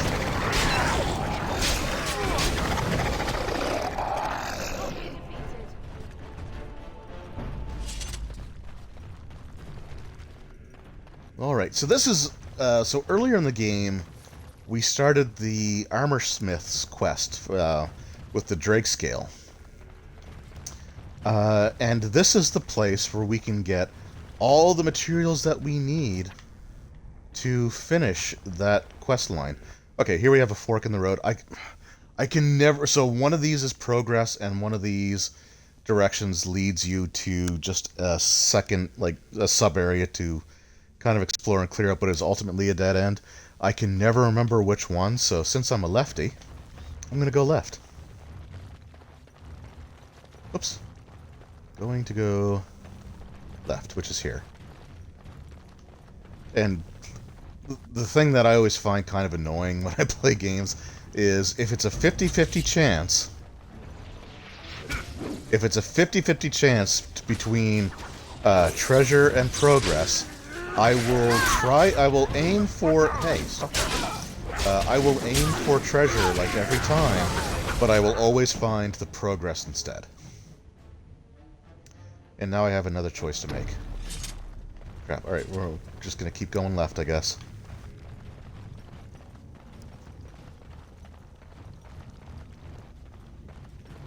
I can respect a creature like Yeah, I think this is fine. I think this is treasure. But we find another Drake here. So with the armor smith, we have to okay, ow. Stop that. Oh, okay, get him. We have to do 2 sets of Drake scale armor. And sometimes in this game things don't like to spawn their drops until like you believe, like if you're too close, they just won't do it. So here we go. So we have to do 2 Drake scales, and then we can do dragon scale armor. Oh, this is starting to feel progressy. Look there, a cunning trap. God, dang it. Remember that thing I said about progress? Giving a 50-50 chance? Alright, we'll take that. Definitely don't worry about you anymore. But this, I'm pretty sure this is progress. So I gotta go all the way back down. And start over. But first, let's just clear all this stuff out because we're here. How am I doing for inventory? Starting to get a little close, but that's fine. Task is finished. So if you find like duplicates of things, even like armor pieces, they don't count as separate things. It's just like, it's basically like I can have 110 unique items, and I can have as many overlapping of them obviously as I want, but I can only carry so many like individual items. So gotta go back because that was definitely progress. Let's try going this way. I believe we are headed up towards the surface of the mountains. Oh crap. No, you know what? That wasn't progress. What am I doing? That was progress. So I know like these streams are nothing but the highest caliber of, you know, elite level, super knowledgeable gameplay. But to be fair, it's been a couple of years since the last time I played. Well, actually that might not be true. I think I started a Dragon Age playthrough at the beginning of the pandemic. Over like March of last year, but I don't know if I actually finished it.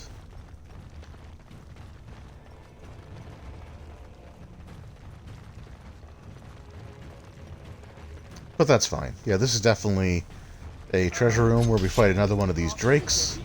I think we fight 2, actually. I see a second red dot, and I'm pretty sure that's another one of these guys. Hey.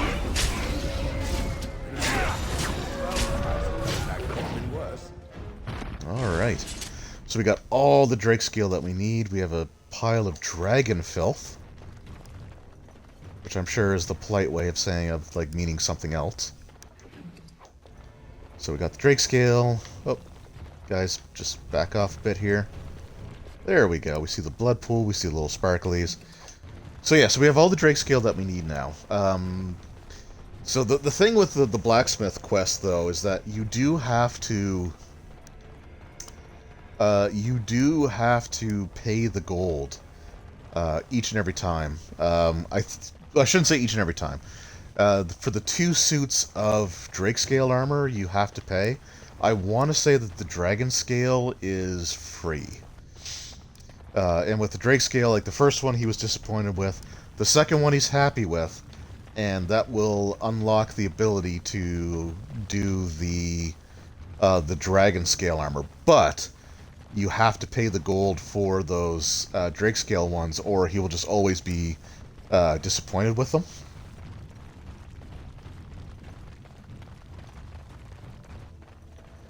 Okay, so this one, I think, takes me to...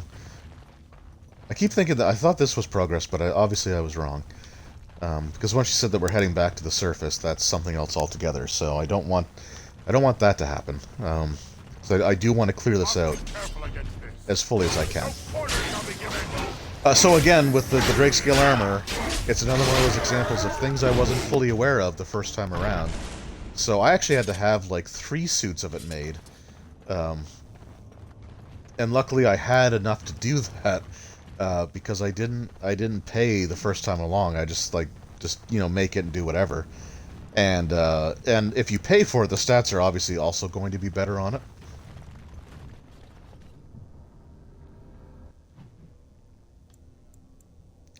You know what? Am I an idiot?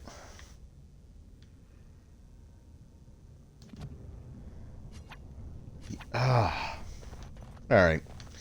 I never said I was good at pathfinding. That is progress. I was right the first time. I shouldn't have doubted myself. Morrigan saying that we're getting close to the surface threw me off. So I gotta go back again. Because I'm super smart and good at video games.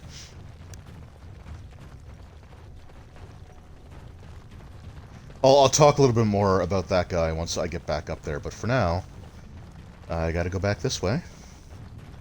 Damn it, Morrigan. You had me all confused. I'm blaming you. I'm blaming the fictional, computer-generated character and not my own lack of memory.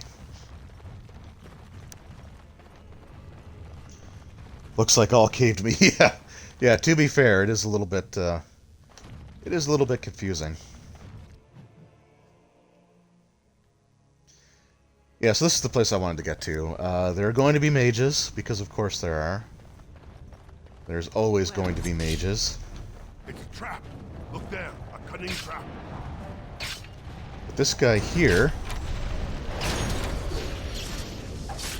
So he's got a spell immunity thing. That bubble that was around him. And whirlwind. So that bubble that was around him, I want to say that just, like, he can't be affected by spells at all. While that is in effect. But, you know, my sword is not a weapon. Or not a... God. Can you tell it's late for me here in Nova Scotia? My blade is not a spell. Is what I meant to say the first time. But I didn't. And that's on video, so great.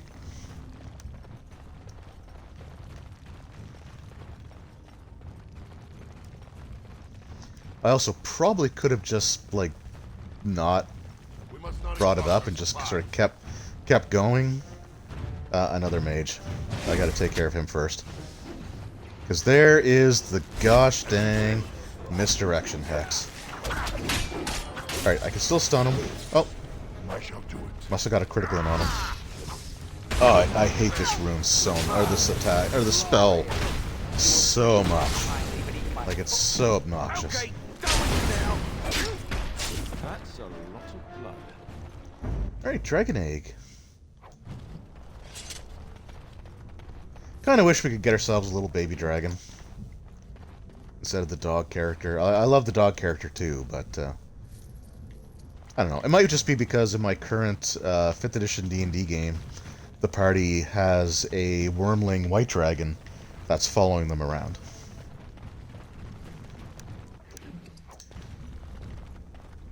Which I guess, I wonder now, because they did announce a Book of Dragons for 5th edition D&D, and I'm looking forward to it. I really am, because like the Draconomicon for 3rd edition, I mean, it was 3.5 at that time.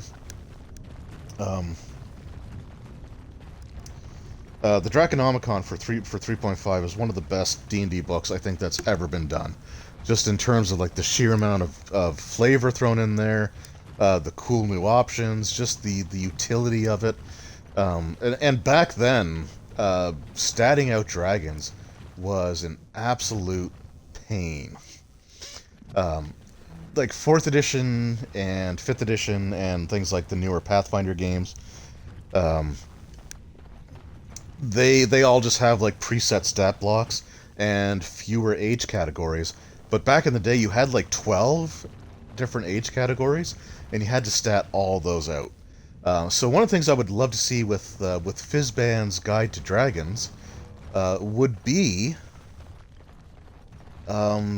bring back stuff like the Great Worms, You know, like, Ancient wasn't the highest age category in the game up until recently. It was always, like, Ancient, and then you had Worm, and then you had Great Worm. So I'd love to see that come back.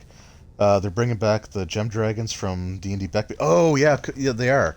So the Gem Dragons, they were in, like, 2nd edition AD&D as well.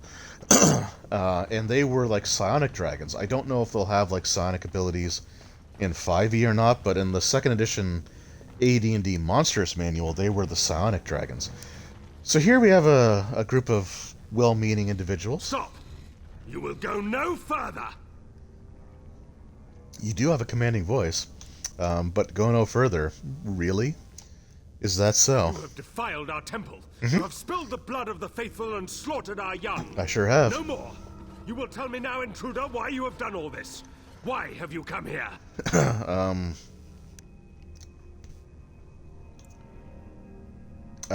For the Urn of Sacred Ash. So, this guy here, this is another one of, like, those choices that you can make throughout the game.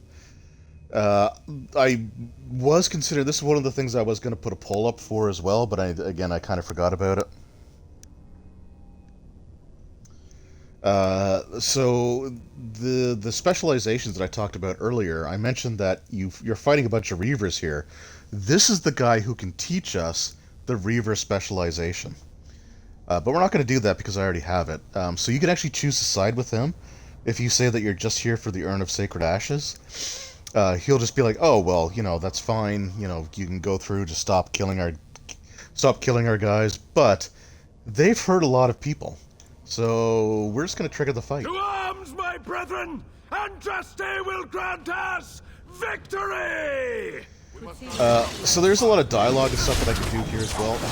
Frickin' Misdirection Hex. Very first thing. As always. So I'm getting a few hits in because they're like criticals. But it's always the first frickin' thing they cast too. And so thank you, Alistair. And it just takes me, like, I missed that entire fight. I missed that entire fight. Because of that one stupid spell. And you deserved everything that happened to you there. So, I didn't go through the dialogue here, I'll just give you the Cliff Notes version. But these cultists, they believe that Andraste, the prophet of the Maker, so, like, sort of their divine figure that walked the earth kind of individual, they believe that Andraste has come back, but Andraste has come back not as a human, but has come back and reincarnated in the body of a dragon. And so one of the things, if I had talked to him about the Urn of Sacred Ashes, one of the things that he would have done would be to give me a vial of that dragon's blood to pour into the ashes to destroy them. Now, I'm not going to do that. But that was, like, so that's the option that you have with them. And the dragon it's right out here. Is someone that we can talk to. Or not talk to, but someone we can interact with. Whoops, I meant to level myself up there, so let's do that. Alright, so we're going to go with Dexterity. I'm going to put another point... I'm going to do 2 into Cunning. Alright, so we want Dual Weapon Mastery now, so that just gives me, like, more bonuses with dual weapons. So yeah, so these guys are basically a dragon worshipping cult. And I think that's cool. Like, actually, you know, I have an affinity for dragon worshipping cults. The Misdirection Hex is ridiculous. I hate it. So now we're coming into the mountains here. But yeah, I've always loved dragon cults in general. I think they make for great, you know, just obvious villains in games. It's kind of a cliche, I know, but, you know, it's a classic and it works, and I love it. So there is that dragon.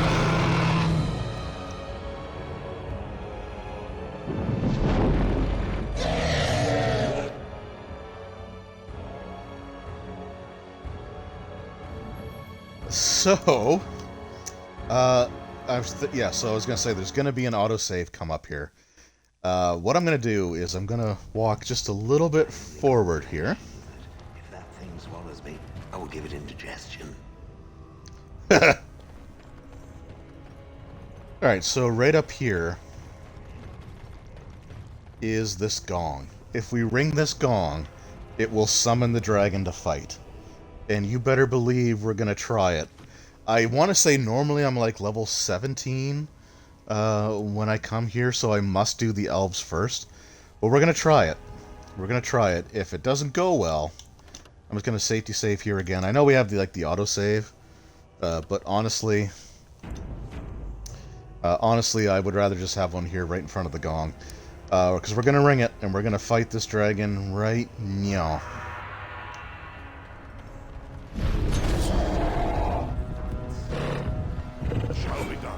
And dragon fights are brutal, because they have so many things that knock you back. Honestly, I probably should have had win here, like, realistically. So I gotta be super on top of... everybody's health.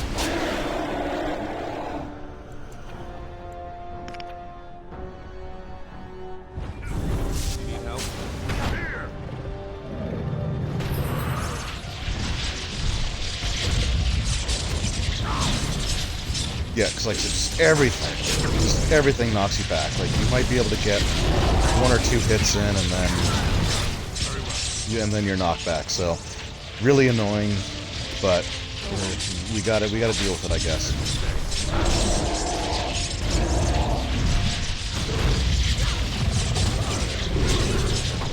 So the 2-up and sweep there comes in really handy because it's a quick ability that just like hits with both weapons automatically.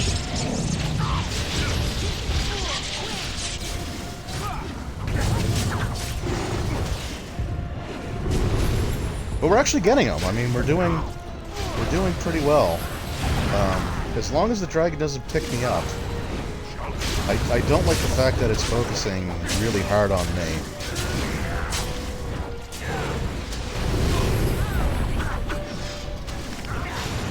Alright, come on. Oh no, stunned is bad. Stunned is bad. Got the potion in though. We got this. We got this.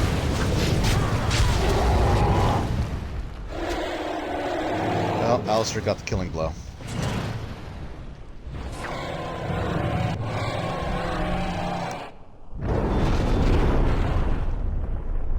That's fine. I'm okay with Alistair getting that. I killed Flemeth. I got the killing blow on Flemeth. But yeah, that wasn't actually that bad. I guess maybe 17th level was a little bit too high, but or I just got lucky. I may have just gotten lucky as well. So this thing drops a ton of stuff, including a Grandmaster Flame Room, which you better believe is going on there. And I got the Dragon Scale, which will be turned into a suit of armor that I am making for my character. And we got the Dragon's Treasure Hoard here. It's not a lot of stuff. Finished. But yeah, so that was the dragon fight. He was summoned in. Yeah, he sure was. But to be fair, I think the reason for that is that I think one of Alistair's things reduces hostility. So it makes it less likely that he's going to be targeted.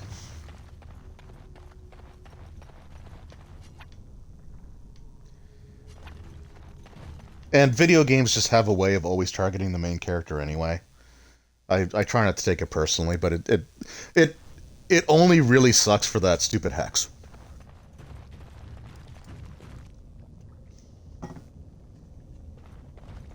Alright, so now we gotta start going through the Trials of Andraste. And this character I've always liked too. I kind of want to create something like him for one of the games that I'm running. He's basically like this guardian who... I don't know if he's like a spirit or what he is. But yeah, you'll see as we interact with him.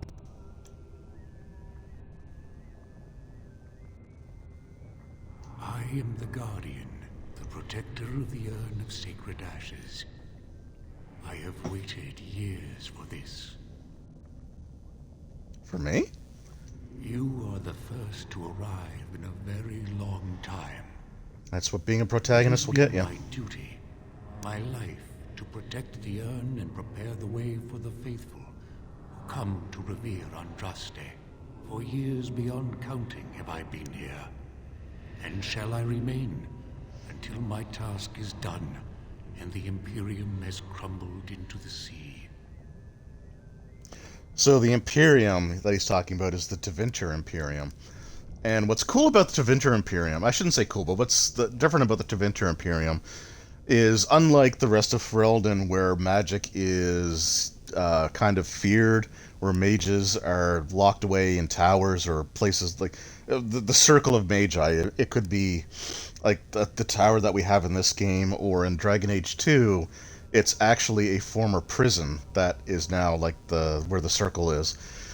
The Tevinter Imperium is like a mageocracy. So there, mages rule that nation. The practice of magic is not forbidden, and blood magic is totally cool over there. So they are very different. So I'll just let him know that the Imperium is no longer as powerful as he might remember it. Is it not? Then perhaps this is the beginning of the end. I'd like to see, because I don't know if we go there or not in Inquisition. I don't think you do. I think you mainly just travel between Orlais and Ferelden. But I would love to see a Dragon Age game that actually takes place, or has heavy sections that take place, at least, in the Tevinter Imperium. When my brethren and I carried Andraste from Tevinter to this sanctuary, we vowed to forever revere her memory and guard her. I have watched generations of my brethren take up the mantle of their fathers. For centuries they did this, unwavering, joyful in their appointed task. But now they have lost their way. They have forgotten Andraste. Yeah, they sure have. Their promise. So those were the cultists. So again, I'm gonna be polite here. I would like to see the urn, please. You have come one urn, thank you. Andraste, and you shall, if you prove yourself worthy.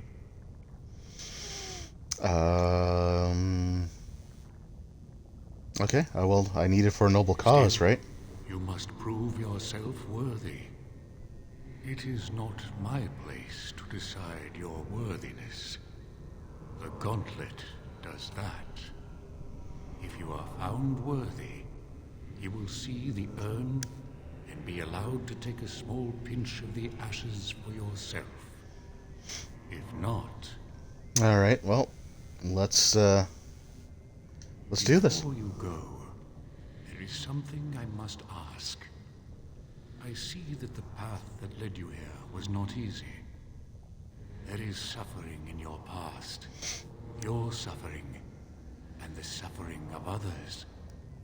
You rose above your caste to become a Grey Warden, but you left behind your family, who relied on you.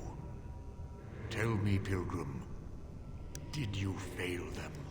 So this guy, basically, he can look into everyone's past. So any party member that you have with you, like, he will sort of bring up some unpleasantness from, their history. But there's a very interesting interaction if you have Shale in the party, which we'll get to see here. But the question is, do I feel bad about leaving my family behind? Honestly, no, because I was going to be executed. So there was really nothing that I could do. Then you do not dwell on past mistakes. Neither yours, nor someone else's. Well, it depends. It's easy for others to judge what you've done in hindsight, but it doesn't make it any better. One wonders what this Guardian's purpose is. Be wary of his traps. It seems that reflection on past mistakes is a constant preoccupation of the religious mind. You are too hard on yourself. No one's perfect. Is there any religion that does not thrive upon guilt, like a glutton at his lunch? No, I thought not. And what of those... Alright, so this was the philosophical section of the playthrough. Knight and Warden. You wonder if things would have been different if you were with Duncan on the battlefield. You could have shielded him from the killing blow. You wonder, don't you, if you should have died and not him? Yes. If Duncan had been saved and not me, everything would be better. If I just had the chance, maybe I... Shale, the stone giant. There is so little I can draw from you. I feel the distant echo of a soul, dormant for so long, now awake. Good for you.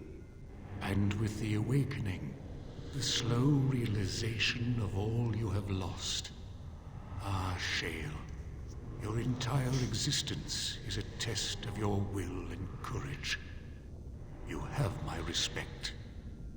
And you, Morrigan, Flemeth's daughter, what? Begone, spirit. I will not play your games. I will respect your wishes. Yeah, so pretty straightforward. So yeah, with Shale, doesn't ask about the background at all. Just, respects Shale for everything that Shale has gone through in their existence.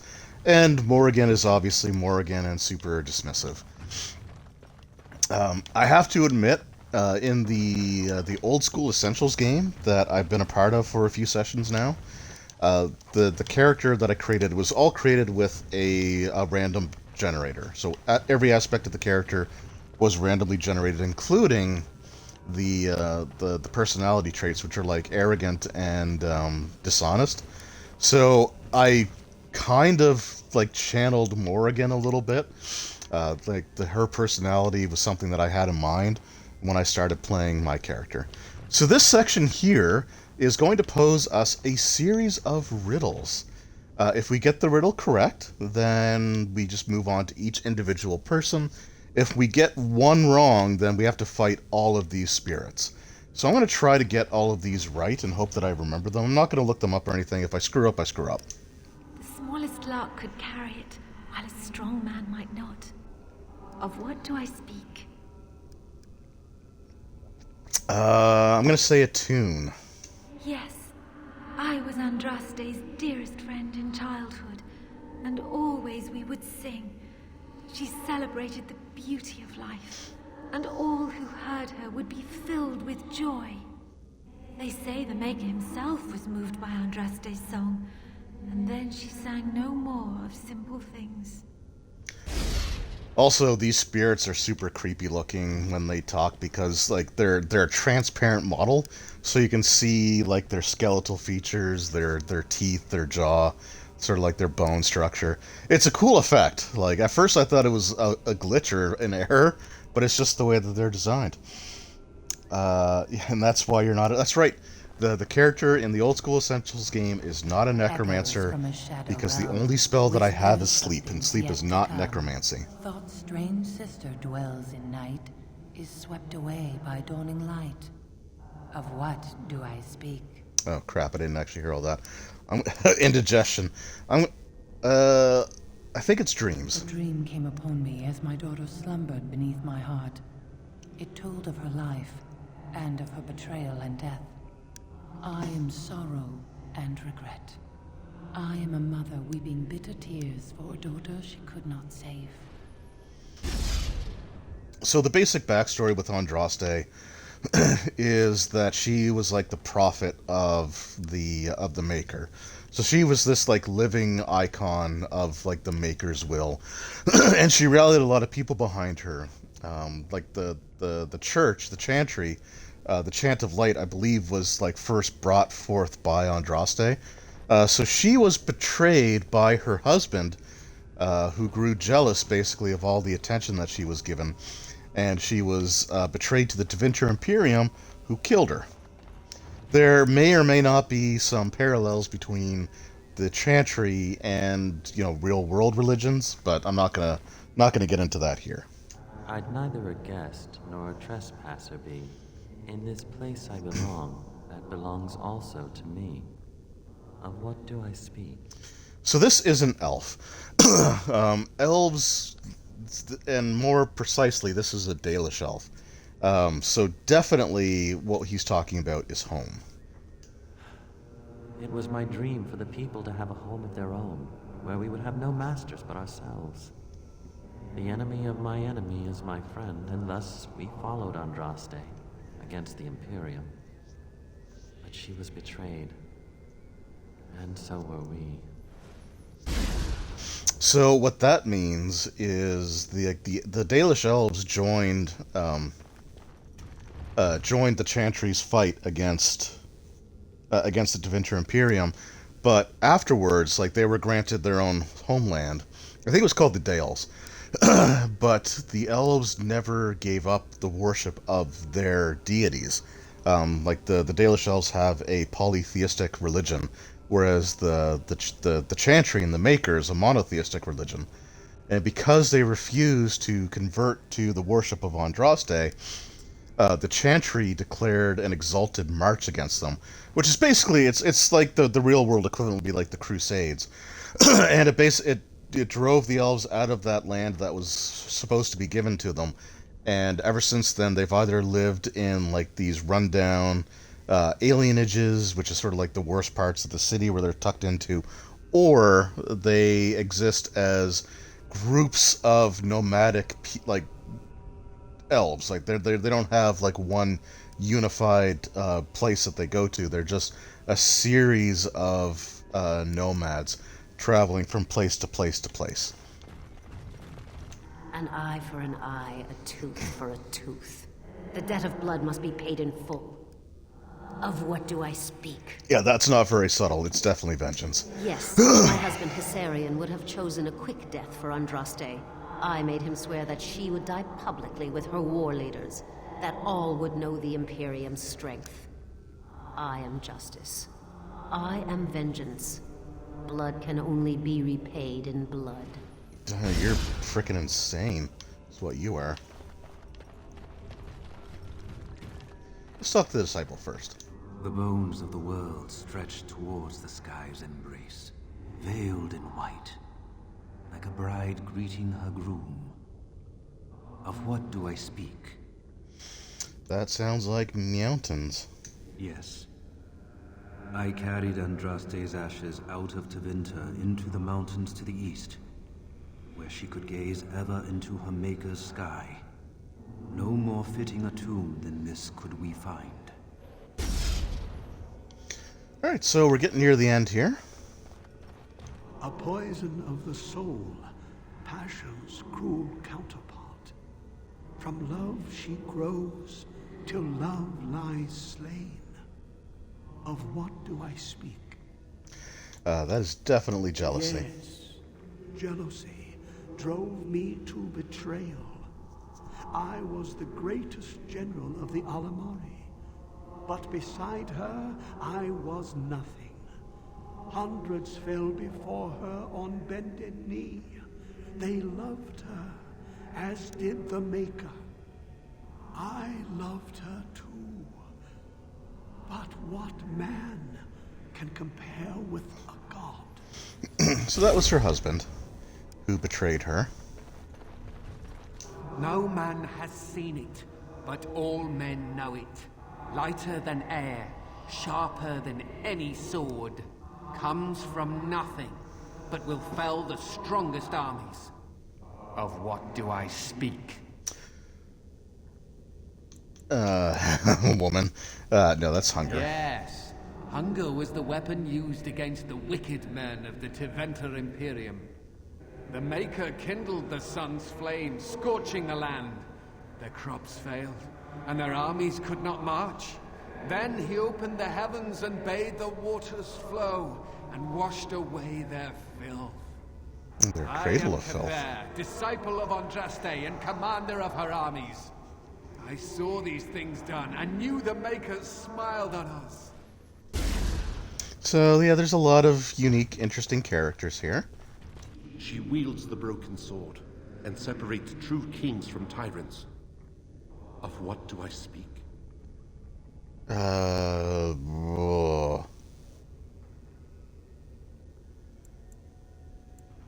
Okay, let's just hear that again. She wields the broken sword and separates true kings from tyrants.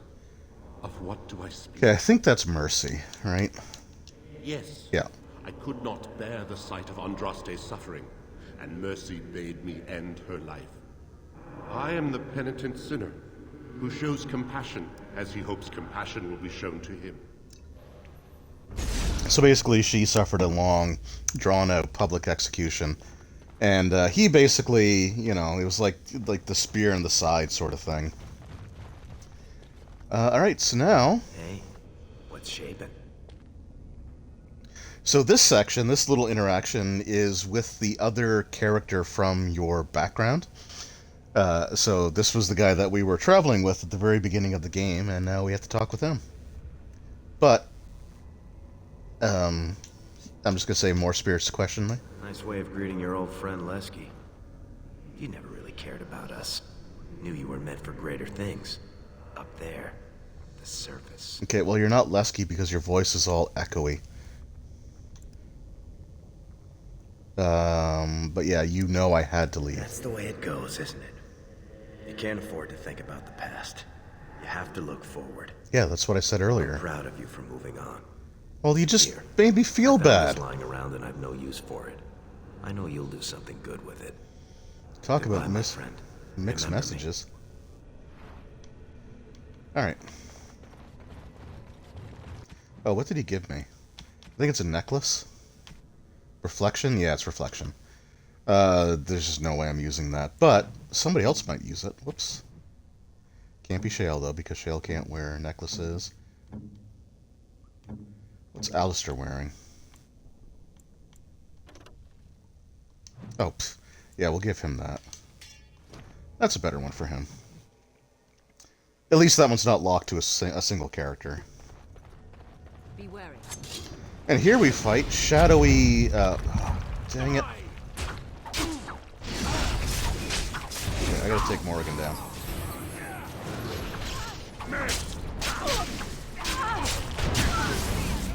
Thank you, Shale. Yeah, so you just basically fight like these shadowy apparitions of yourself. And I decapitated myself. I'm sure there's nothing about that I would need to talk to a therapist about. This section was always kind of annoying. So these are, like, do you see these panels on the floor? Basically... Ooh, look at that. I don't think it's solid enough to stand on, but it's a start. So yeah, you have to go through some of these. And you have to have, like, 4 different... All the characters have to stand on one. So, what I gotta do is activate hold position. So that they don't just follow me around. And we're gonna go... I'm gonna be the last one to finish something off here. And I have no idea which one to start with, so let's just do that, because you fill them in from the furthest one away from where we come into the room on, and then make its way over. So we're gonna go with that one for Morrigan. Oh. Why don't we just get one person across and go from there? Yeah, so that is now solid. So Shale.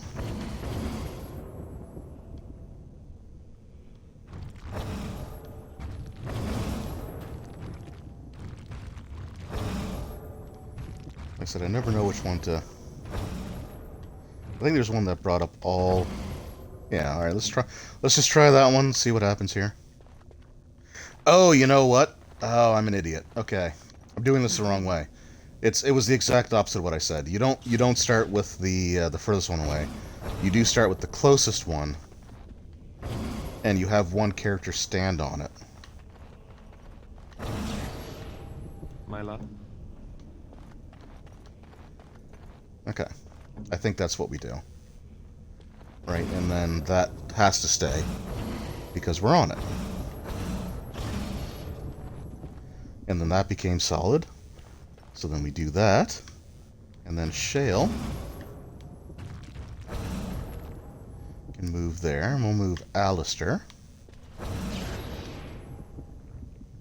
Shall we? And then I can go there. And then we just got to fill in that very last one.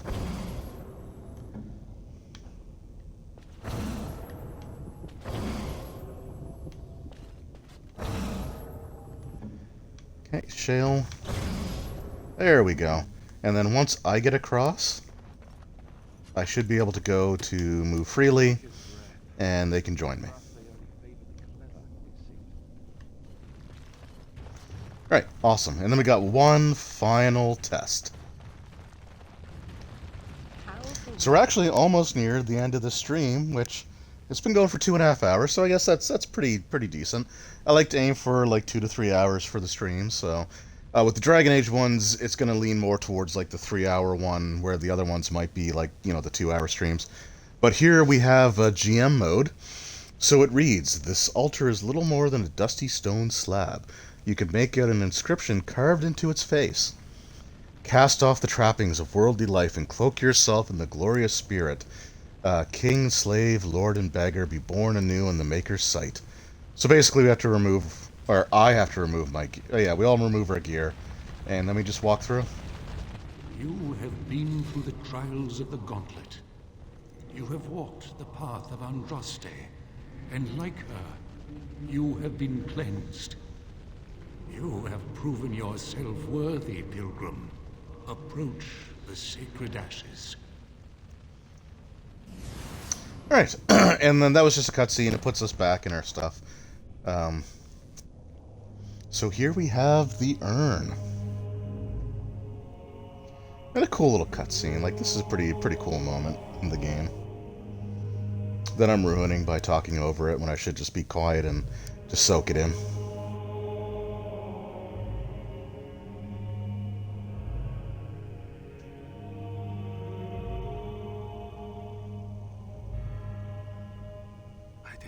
Anyone could succeed in finding Andraste's final resting place. But here she is. Yeah, I did it. Stand in awe. Really?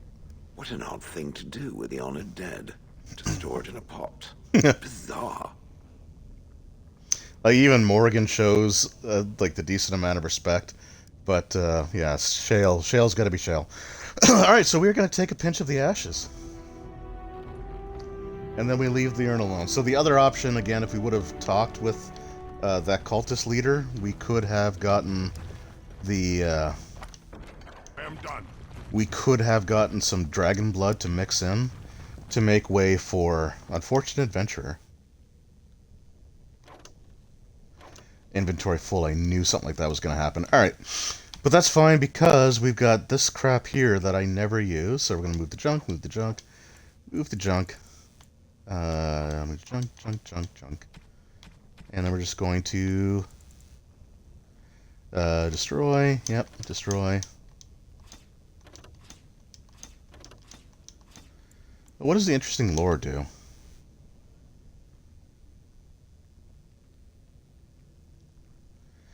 You know what? We'll take that one back. And then we'll destroy. So like I said, I never use that stuff. Whoops. And that's after dumping a lot of my stuff in that chest. So that just goes to show how much stuff you can really build up. So we go back to the mountaintop. Does this also say mountaintop? Yeah, it does. Okay. So we're going to go back to the mountaintop. Now here's another kind of like funny / interesting example of how, you know, dumb I can be sometimes. Going back to my very first playthrough, which was not the best. There were definitely, you know, some mistakes were made. Alright, Morrigan. You know what? I'm going to keep you in the party from now on. So I'm going to go with Spirit Healer, even though Wynn is already one of those. We're going to double down.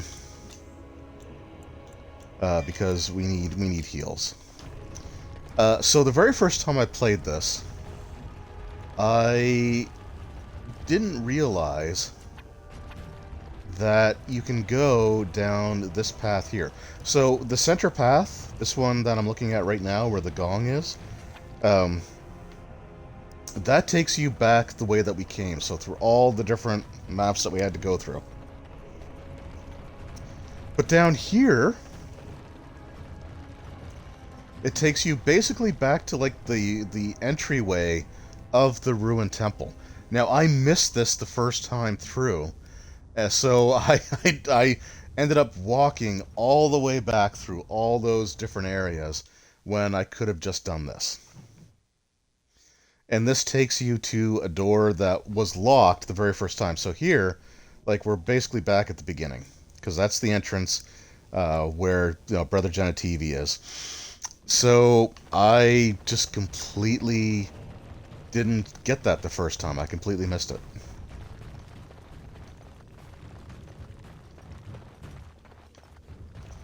And then we go down this way.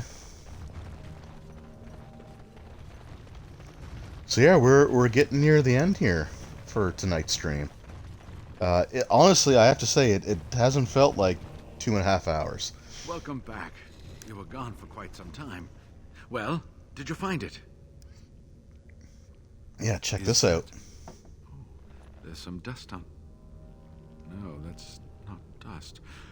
Omega, I'm not worthy to look upon. What was it like, coming to the urn, I mean? I mean, I'm a dwarf, so it didn't really mean as much to me. I'm just going to say they were tests. I could say it's a stone flask with a burnt woman inside, but I'm going to be a little more tactful than that. Very interesting. Perhaps my research will not seem so much like blasphemy to the Chantry now. We must organize an expedition. There is so much history here, it must be studied. And pilgrims should be allowed to come to the urn. So you could try to talk him out of that stuff, like to keep it secret, or, like, that's not wise. Many will try to exploit its discovery. I'm going to try that one first and see what happens. The urn belongs to all the faithful. How can you deny this to them? No, we must share it. So everyone comes by and takes some ashes from the urn. Oh, I hope that urn is self-replenishing. Yes, share it. Spread the word and more will come under the Chantry's power. Is this not what you want? I will spread this good news or die trying. So I'm not going to kill him. Because I don't think that's right. Like, this Brother Genitivi hasn't really done anything wrong. Like, there's nothing that he's done that I would call into question his moral character. So, I'm going to back down. I must return home. I have much to do. If you ever find yourself in Denerim, please visit me. I am not a rich man, but I have a small collection of interesting artifacts, and I do owe you a reward for coming to my rescue. I hope to see you soon, my friend. So I've done all the different options in the past past playthroughs. The very first time, I just nope, let them know, say whatever. The second time, I was like, no, we need to keep this secret. And I think if you keep it secret, I think he can still live. We're actually going to go to Ferelden now, or Denerim now, and we're going to get that reward. And then there's also the one where he's willing to die, and I had to kill him, and I didn't like that one. That one really did not sit well with me. Is this the dwarf merchant again? Yep. And as always, you haven't replenished a single thing, have you? Coin, fine weapon and arms, dwarven made. But I can sell some stuff off here, so we're going to do that. We don't need this. Spellweaver. Oh yeah, all my items are now highlighted yellow because technically I stripped down all my equipment, so everything was re-added into my inventory. Don't need that or that. Don't need the bows. Definitely don't need the arrows. You can get a lot of money for arrows and bolts. And it's just one less thing to have to try to keep track of. Alright, stud leather helm. Heavy infantry, we don't need that. We'll keep those storm talons. I might give those to Morrigan. Heavy chain we don't need. That we don't need. Definitely don't need the scale or splint mail or heavy plate. Just the regular armor we are getting rid of. Shield Dwarf, the Armor of Diligence, so that's another armor set. I'm going to hold on to that actually and probably put some of it in storage. And those rings were just sellable objects. They weren't. There was nothing to them. But yeah, he never restocks anything. And I think that's the part. I know I've said this before, but that's the most annoying part of encountering this guy so much, is that you basically he doesn't really have anything great.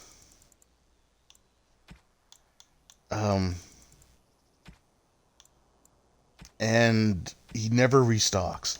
Like, if he replenished every, like, even if it was, like, every major event that takes place, like, you know, there's a section coming up where we sort of move our base of operations to Denerim. So, like, if he even restocked then, it would be fine, but you just encounter him so frequently. And it's only really useful the first couple of times. I mean, yeah, I sold stuff off to him, but I that's stuff I could sell to anybody. You know, the sale prices never change. But there's a few things we can turn in. A few quest things. Do we have any new... Oops. Nothing new there, but we did find some ancient scrolls.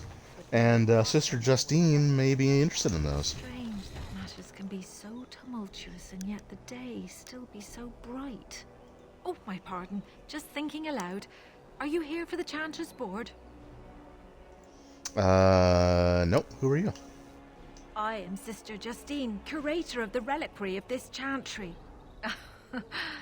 Pride again. It is hard to live up to the example of Andraste. Yeah, don't worry about it. The archivist tends the books, and I tend the sacred relics. I also search for more to add to our collection, which is more difficult than it sounds. You mean, like, these? Really? Oh, pardon my incredulity. I would like to examine them in any event. Yeah, be careful with them, though. Let me see. The scrolls are old, no question, and the script. It's written in cipher. Early believers used them to keep their writings safe from the Tevinter Magus. These could be authentic. Please, let me examine it. Yeah, it's a quest item. I don't need it. Take it. I need parchment, quill, and ink. What was the trick to the cipher again?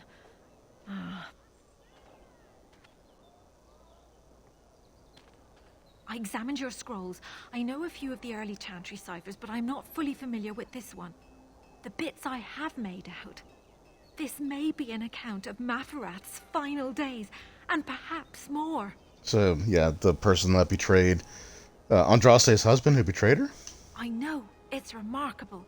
The same Maferath who betrayed our prophet and saw her burn alive in Minrath Rus. If we could get a real translation, well, it could be the find of our lifetime.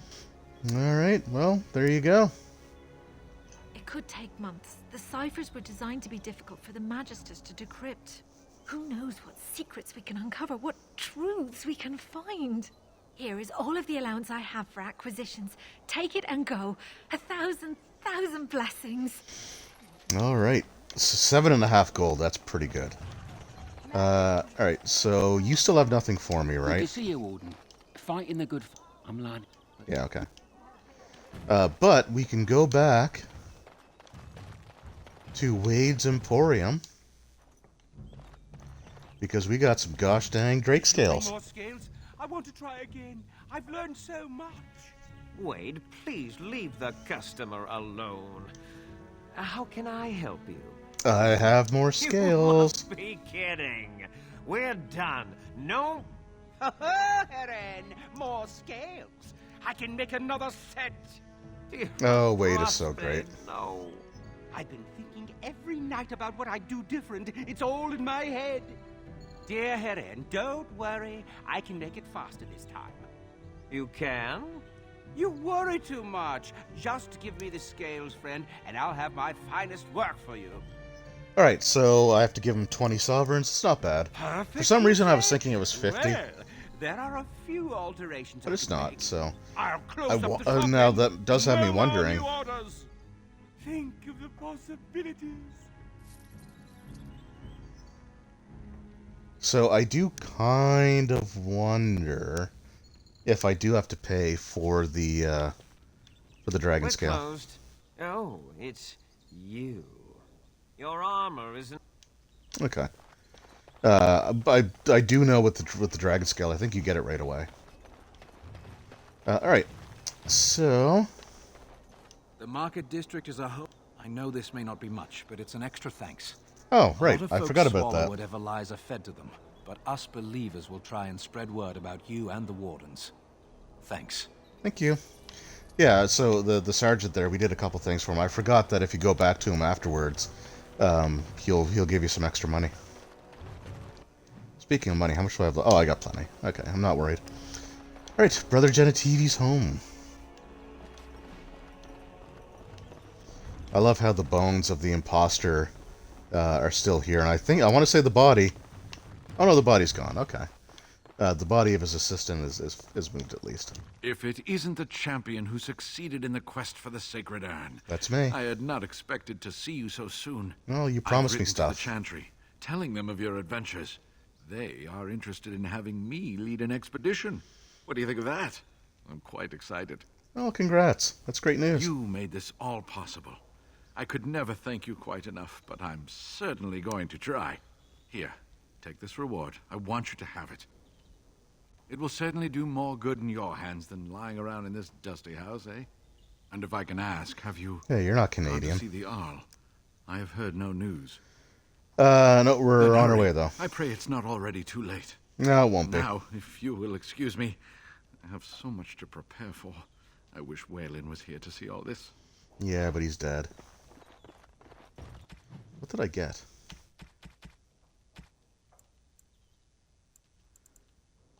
Okay, I think it was the Belt of the Magister Lords. Oh, speaking of equipment, more again.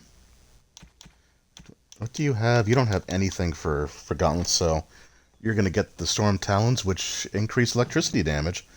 And her big AoE spell right now is electricity based, so that works out really well.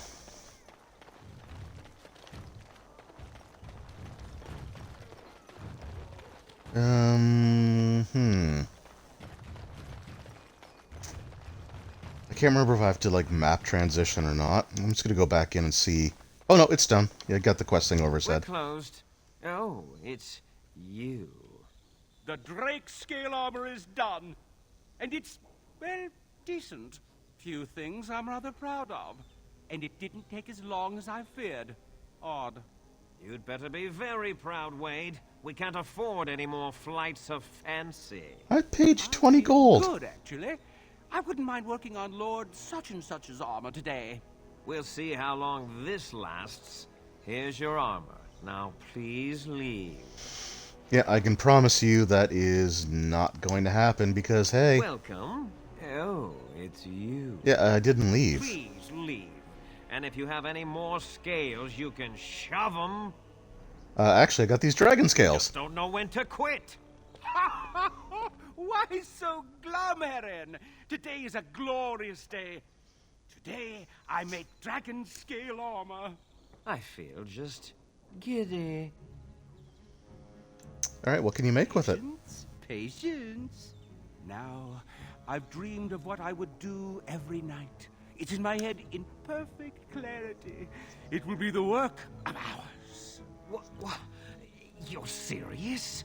Absolutely. The only question is what type of armor. Dragon scale is marvelous, flexible and tough. I could make a lighter set of dragon skin armor, heavy dragon scale armor, or dragon bone plate. What interests you? So since I am playing a rogue and not a warrior, I am going to go with the medium armor. Excellent, excellent. Now, because I'm going to wear it. There you go. My life's work, that is. You did it so fast. Of course, Heron. Have some faith. God, Wade is such a great character. Master armorer, you know. Miracles never cease. But you're not welcome here anymore. I need a sabbatical. Maybe someplace warm. I hate my life. Yeah, well, you're kind of a prick, so... Alright. So now...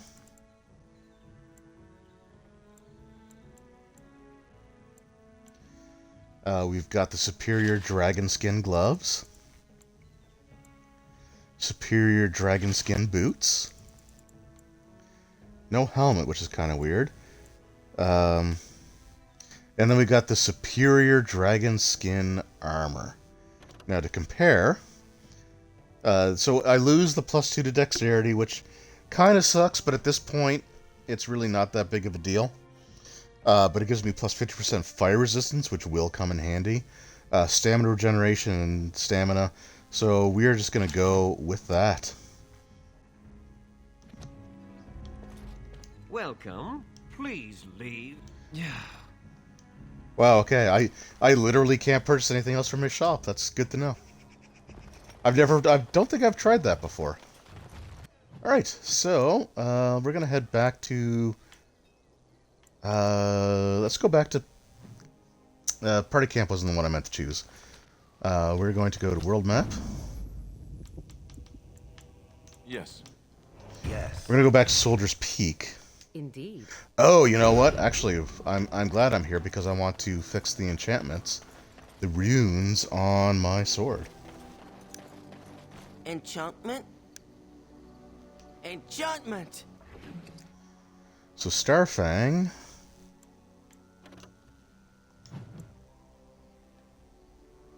I wish you told me which one was which.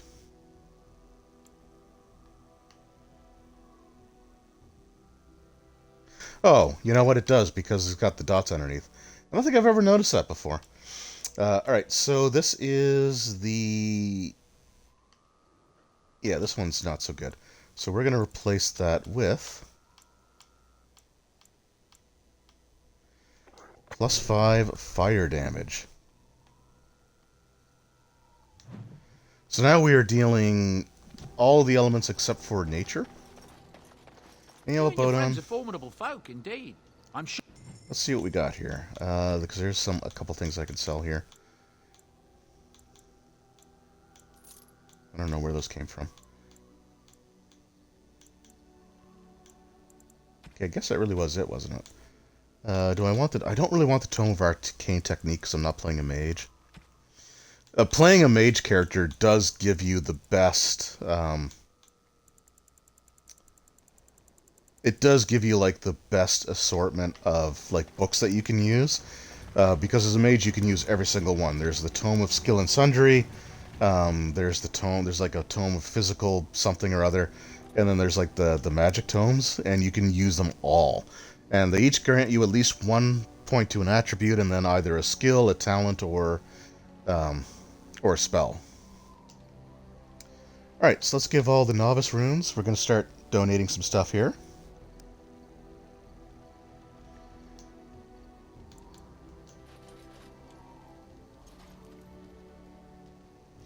And we'll keep the other ones. Such a force has not been seen since the collapse of the Tevinter Imperium. Oh, but because I selected my party members, I can't talk to anybody else. Can I? And I don't think I can actually... Okay. Oh, no, I can. Hold on. Because I'm going to give Liliana... So she can wear... Let's just give her the superior drakeskin stuff. She was wearing the regular drakeskin. But let's give her the superior drakeskin armor, and that will give her... Oh. Really? No armor set bonuses? Did I do something wrong? Superior. Oh well. In that case, then we'll give her the repeater gloves still. And we'll give her the long sight. There we go.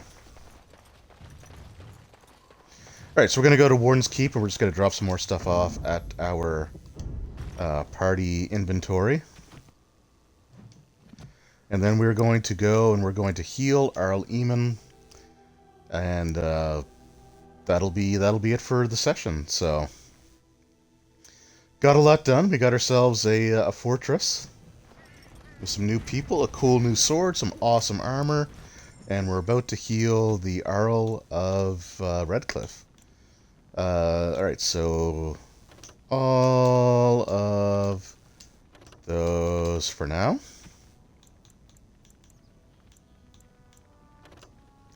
And the elves don't give us a new party member.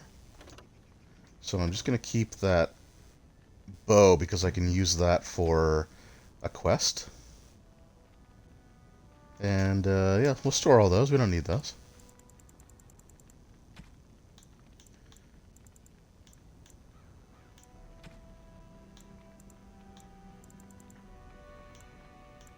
We see, yeah, so we still have, so there we go. We still have 4 Scales left. So again, if you don't pay the money, then he's still not satisfied, and then you have to like try it again.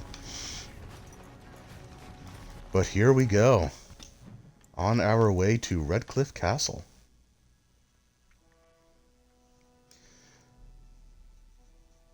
And we're actually getting close to the 3-hour mark anyway, so it's a natural time. This better not be the merchant again.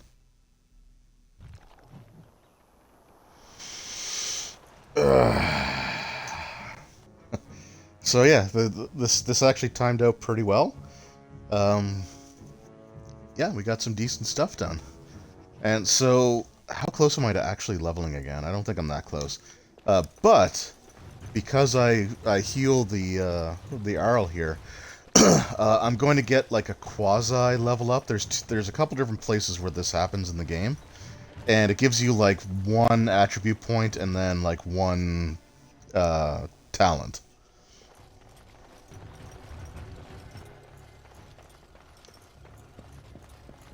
You return. Might you have news? Yeah, I got some ashes here. You have? Wonderful. Let us go at once to Eamon's side and see if the Urn's healing powers live up to their reputation. Let's do that.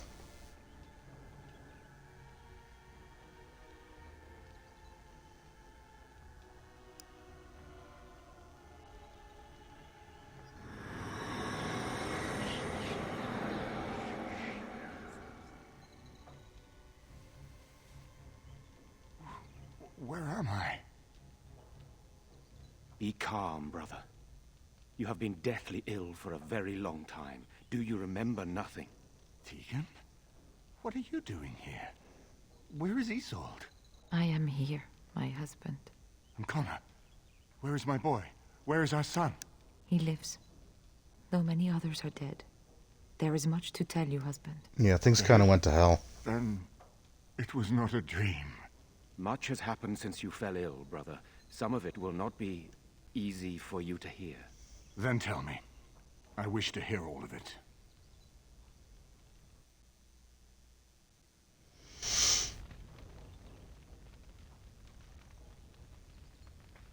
This is most troubling. There is much to be done, that is true. But I should first be thankful to those who have done so much.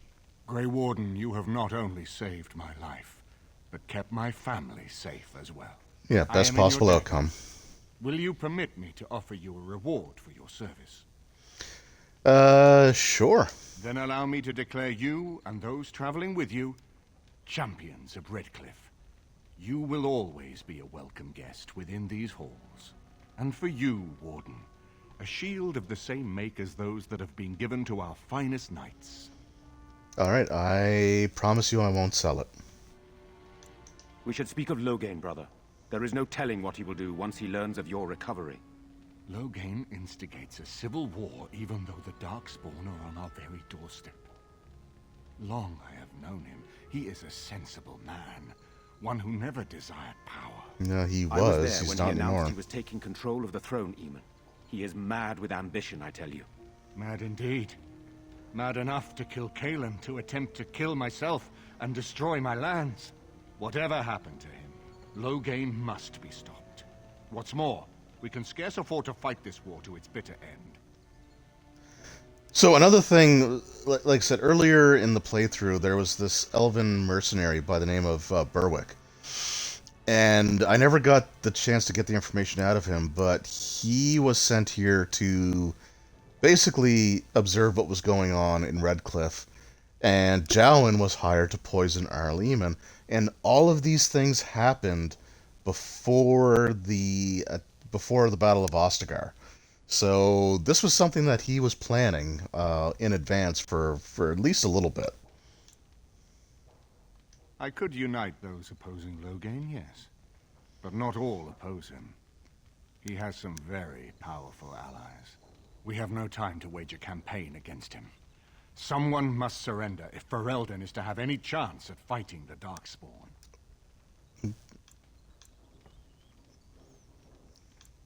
So the options are, but once everyone learns what he's done, which, I mean, if real-world events has shown us anything, is that not that many people really care. So you're giving up, or then everything I've done is for nothing, or let's just say that Loghain must be the one to capitulate then. I agree. Loghain will pay for his heinous crimes, but our armies must be reserved for the Darkspawn, not for each other. I will spread word of Loghain's treachery, both here and against the king. But it will be but a claim made without proof. Those claims will give Loghain's allies pause, but we must combine it with a challenge Loghain cannot ignore. We need someone with a stronger claim to the throne than Loghain's daughter, the Queen. Are you referring to Alistair, brother? Are you certain? I mean, he's wearing the king's armor right now. Such a thing if we had an alternative, but the unthinkable has occurred. Tegan and I have a claim through marriage, but we would seem opportunists no better than Loghain. Alistair's claim is by blood. And what about me? Does anyone care what I want? Not really. You have a responsibility. I mean, I do, because I'm your Without bro, you, but... Loghain wins. I would have to support him for the sake of Ferelden. Is that what you want? But I... No, my lord. I see only one way to proceed. I will call for a landsmeet, a gathering of all of Ferelden's nobility in the city of Denerim. There, Ferelden can decide who shall rule, one way or another. Then the business of fighting our true foe can begin. What say you to that, my friend? I do not without your blessing. Yeah, I mean, whatever. Very well. I will send out the word. But before we proceed, I believe there is the matter of the mage, my son's tutor. He still lives, I understand. He does. You do. He is in the dungeon, brother. Have him brought here, Tegan. I wish to see him. Jowan, what you have done is not in question. You tried to assassinate me and set into motion a series of events that nearly destroyed everything I cherish. What have you to say in your own defense? Nothing, my lord. Other than to say I am sorry. I expect no mercy for what I've done. I see. Grey Warden, have you anything to say on Jowan's behalf? I mean, he did... yeah, he seems like he wants to make up for it. Oh? That is unexpected. And what would you have me do? As the injured party, my ability to see the merciful path is strained.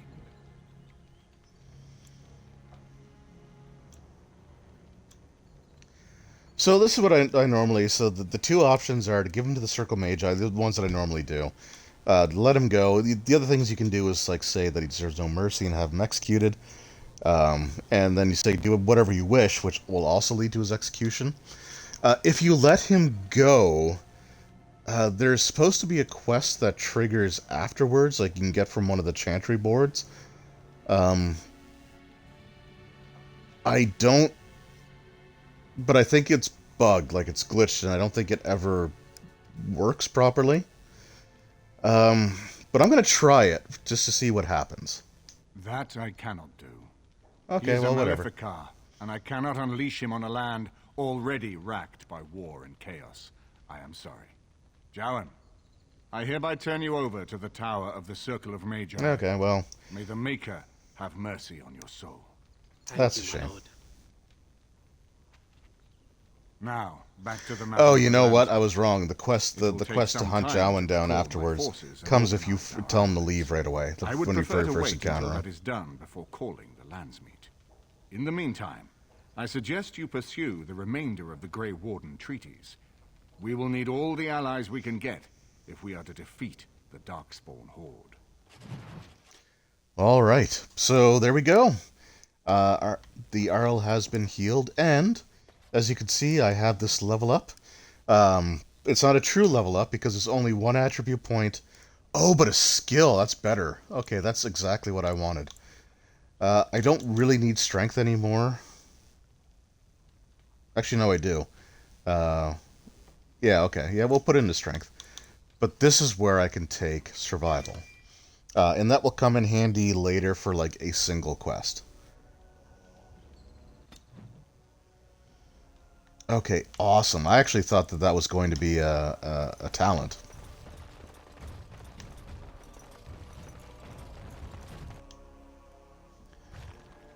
Alright, so yeah, there we have it. I'm just going to return back to camp. which I'll have to access the world map to do.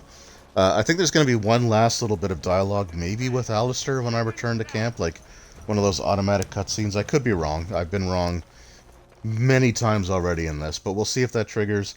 But what we'll do is, like I said, we'll just head back to the camp, and that'll be that.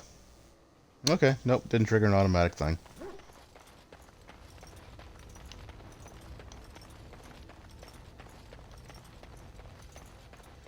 Alright, Sten. Oh, I didn't bring it with me. Never mind. I was going to do the dragon, the dragon blood Your armor, friends but... are formidable folk, indeed. I'm sure you... Alright, I'm actually not gonna sell that shield. But let's buy the rest of the dragon blood stuff. Actually, what are the requirements? 38. And what do I have for a strength? Because I might be able to. I don't think I'm going to, but I might be able to wear that armor. Why is it that every time I check, I'm always one shy? Anyway, on that note, I just want to thank everyone for taking time. That, you know, anyone who stopped in to watch this, I do appreciate it.